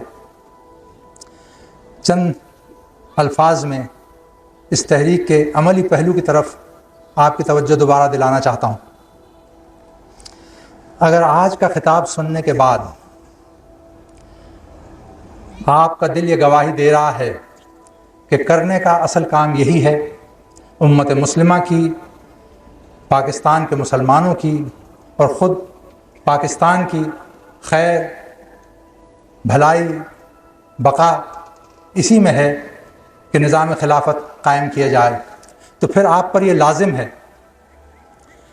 کہ آپ اس تحریک خلافت کی ہر ممکن صورت سے مدد کریں اور ہر طرح سے اس کو سپورٹ کریں۔ بے شک میں یہ بات سمجھتا ہوں کہ جس گہرائی میں یہ بات آپ کے دل میں اتری ہے، جس درجے میں آپ کا دل اور آپ کا جی اس بات کی گواہی دے رہا ہے کہ ہاں یہ کرنے کا کام ہے، اسی درجے میں آپ اس تحریک کی معاونت اور مدد کر سکتے ہیں۔ اگر آپ ان لوگوں میں سے ہیں، اور اللہ کرے آپ میں سے اکثریت تو ان لوگوں کی ہو، کہ جن کے دل کی کیفیت اس ڈاکٹر صاحب کے خطاب کو سننے کے بعد وہ ہوئی جسے ہم یقین محکم کہیں، جسے ہم کہیں کہ ہاں آپ کا دل اس بات پر ٹھک گیا ہے، تو پھر تو میں خواہ آپ سے کہوں یا نہ کہوں، مجھے پورا یقین ہے کہ آپ لوگ دامے درمے سخنے ہر لحاظ سے اس تحریک کی مدد کریں گے، لیکن اگر آپ کے دل میں یہ بات کمتر درجے میں بھی اتری ہو تب بھی آپ پر یہ لازم ہے کہ آپ کم سے کم اس تحریک کے پیغام کو پہنچائیں دوسروں تک۔ جو یہاں پمفلٹ تقسیم ہوئے ہیں ان کو دوسروں تک پہنچائیں، ہم سے اور پمفلٹ لیں اور پبلک تک پہنچائیں۔ اللہ اگر آپ لوگوں کو توفیق دے تو آپ خود وہ پمفلٹ تحریک خلافت کے چھپوائیے اور تقسیم کیجیے۔ اگر اللہ نے استطاعت دی ہو تو اخبارات میں اس تحریک کے سپورٹ میں اشتہارات دیجیے، مضامین لکھیے، بیانات دیجیے۔ آئندہ جو اجتماعات اور جلسے تحریک خلافت کے لیے منعقد ہوں اس میں خود تشریف لائیے، اپنے اعزاء اور احباب کو ساتھ لے کر آئیے، اپنے نام اور پتہ ہمیں دیجیے تاکہ ہم یہ دیکھیں کہ اللہ تعالیٰ نے اس تحریک خلافت کے لیے ہمیں کتنے اعوان اور انصار اور مددگار مہیا فرمائے ہیں۔ یہاں یہ ضرور کہنا چاہتا ہوں کہ یہ نہ سمجھیے کہ یہ کام صرف ہمارے کرنے کا ہے، یہ کام مرکزی انجمن خدام القرآن کے کرنے کا ہے، یہ کام صرف تنظیم اسلامی کے کرنے کا ہے۔ میں سمجھتا ہوں کہ یہ کام ہم سب کے کرنے کا ہے، آپ کے کرنے کا ہے، سب مسلمانوں کے کرنے کا ہے، پوری امت مسلمہ کے کرنے کا ہے۔ اور ہم یہ کام، آپ یہ کام کیوں کریں؟ اس لیے کہ یہ اللہ تعالیٰ اور اس کے رسول صلی اللہ علیہ وسلم کا حکم ہے۔ اور اگر آپ ذرا بھی اس پر غور فرمائیں گے تو آپ کو یہ احساس ہوگا اور آپ کا دل یہ گواہی دے گا کہ اس کام کے کرنے میں ہی، اس جد و جہد کو، خلافت کی تحریک کو آگے چلانے اور بڑھانے میں، اسلام کے نظام، عدل اجتماعی کے نظام کو قائم کرنے میں، اسی میں مسلمانوں کی، امت مسلمہ کی دنیاوی بہتری، بھلائی اور خیر ہے، اور اسی میں آخرت میں نجات اور بھلائی اور اللہ تعالیٰ کے انعام و اکرام کے ہم توقع کر سکتے ہیں۔ ان الفاظ کے ساتھ ہی میں اپنی بات ختم کر رہا ہوں، اور میں دوبارہ ڈاکٹر اسرار احمد صاحب کو، داعی تحریک خلافت پاکستان اور امیر تنظیم اسلامی کو ایک بار پھر تکلیف دے رہا ہوں کہ وہ اجتماعی دعا پہ اس جلسے کا اختتام فرمائیں۔ شکریہ۔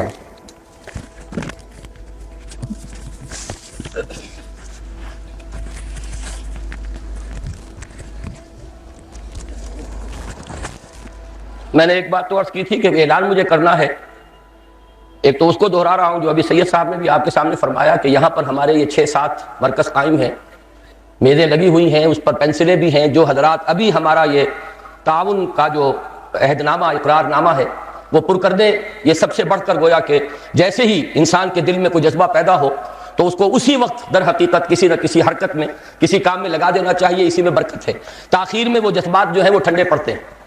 باقی یہ کہ جو حضرات چاہیں اس خیال کو آگے پھیلانا، جو کتاب آپ کو ملا ہے وہ سینکڑوں کے حساب سے یہاں سے آپ کو مل سکتا ہے۔ ہماری جو لاگت قیمت ہے اس سے بھی کم پر ہم یہاں اس کو فراہم کر رہے ہیں، سبسیڈائز ریٹ پر، تاکہ آپ دوسروں تک پہنچائیں۔ تیسری بات جو اصل اعلان ہے وہ یہ ہے کہ کل میں جو مرکز کا پتہ اس وقت بھی موجود ہے ہمارے کتابچے پر بھی اور جو فارم دیا گیا ہے اس پر بھی، کل صبح 9 بجے سے 12 بجے تک میں وہاں موجود رہوں گا۔ آپ میں سے کوئی صاحب کوئی سوال کرنا چاہے، کوئی وضاحت طلب فرمانا چاہے، مجھے معلوم ہے کل چھٹی نہیں ہے، لیکن میں اس کے باوجود کہہ رہا ہوں اگر جذبہ اتنا بیدار ہو کہ آدمی اپنے کام کا یا اپنی یہ کہ رخصت جو ہے سالانہ ان میں سے ایک کی کمی کروانے کے لیے یہ قربانی تو دینے کو تیار ہو، وہی آئے، ورنہ باتیں بنانے والے اور صرف وقت گزاری کروانے کے لیے آنے والوں کا تو فائدہ نہیں ہے۔ کل صبح 9 بجے ہم ایک نشست رکھیں گے جو مرکزی دفتر ہے تنظیم اسلامی کا، یہ گڑی شاہو میں 67 ہے، علامہ اقبال روڈ، مین روڈ پر ایک وہ پیٹرول پمپ ہے اور اس کے پیچھے ہے، وہاں بورڈ لگا ہوا ہے، وہی انشاءاللہ اس تحریک خلافت کا مرکزی دفتر ہوگا۔ وہاں کل صبح 9 بجے آپ تشریف لے آئیے تو میں انشاءاللہ تعالی وہاں آپ کے سوالات کا، لیکن یہ کہ 10 بجے تک جو حضرات آ جائیں گے صرف انہی کے جوابات دینے کا میں پابند ہوگا، یہ نہیں کہ آپ ٹھیک 12 بجے تشریف لے آئیں۔ 9 بجے آئیے تاکہ ہم جلد از جلد اس کام کو بھی کر لیں، تاکہ اگر کوئی آپ کو خلجان ہے، کوئی شک ہے، شبہ ہے، وہ رفع ہو جائے۔ اب آخر میں دعا مانگ لیجئے۔ الحمدللہ الذی ہدانا لہذا وما کنا لنہتدی لولا ان ہدانا اللہ۔ کل شکر، کل حمد، کل ثنا، کل تعریف اس اللہ کے لیے ہے جس نے ہمیں ہدایت عطا فرمائی، اور اگر وہ ہمیں ہدایت نہ دیتا تو ہم کبھی ہدایت یافتہ نہ ہو سکتے۔ یہ بات اپنے ذہن میں رکھیے، اگر اس وقت آپ کو کچھ محسوس ہوا ہے، دل میں ایمان کی کوئی حرارت آپ محسوس کر رہے ہیں، تو یہ اللہ کی دین ہے، اللہ کا فضل ہے، یہ سب سے بڑی دولت ہے۔ کوئی جذبہ جہاد اگر اپنے اندر اگرائیاں پاتا ہوا آپ پائیں تو یہ اللہ کا شکر ادا کریں، الحمدللہ الذی ہدانا لہذا وما کنا لنہتدی لولا ان ہدانا اللہ، اور مزید دعا کریں ربنا لا تؤاخذنا ربنا لا تزغ قلوبنا بعد اذ ہدیتنا وہب لنا من لدنک رحمہ انک انت الوہاب۔ پروردگار جب تو نے ہمیں ہدایت عطا فرما دی تو اب ہمارے دلوں کو کجی میں نہ ڈالیو، ایسا نہ ہو کہ ہم کل صبح اٹھیں اور اپنے کاروبار میں لگ جائیں اور اپنے معمولات میں ہو تو یہ ہدایت کی پونجی غائب ہو جائے۔ السلام علیکم سامعین، آپ لوگ ڈاکٹر اسرار احمد صاحب کے اور بیانات سننا چاہتے ہیں تو ہمارے چینل کو سبسکرائب ضرور کرتے ہیں۔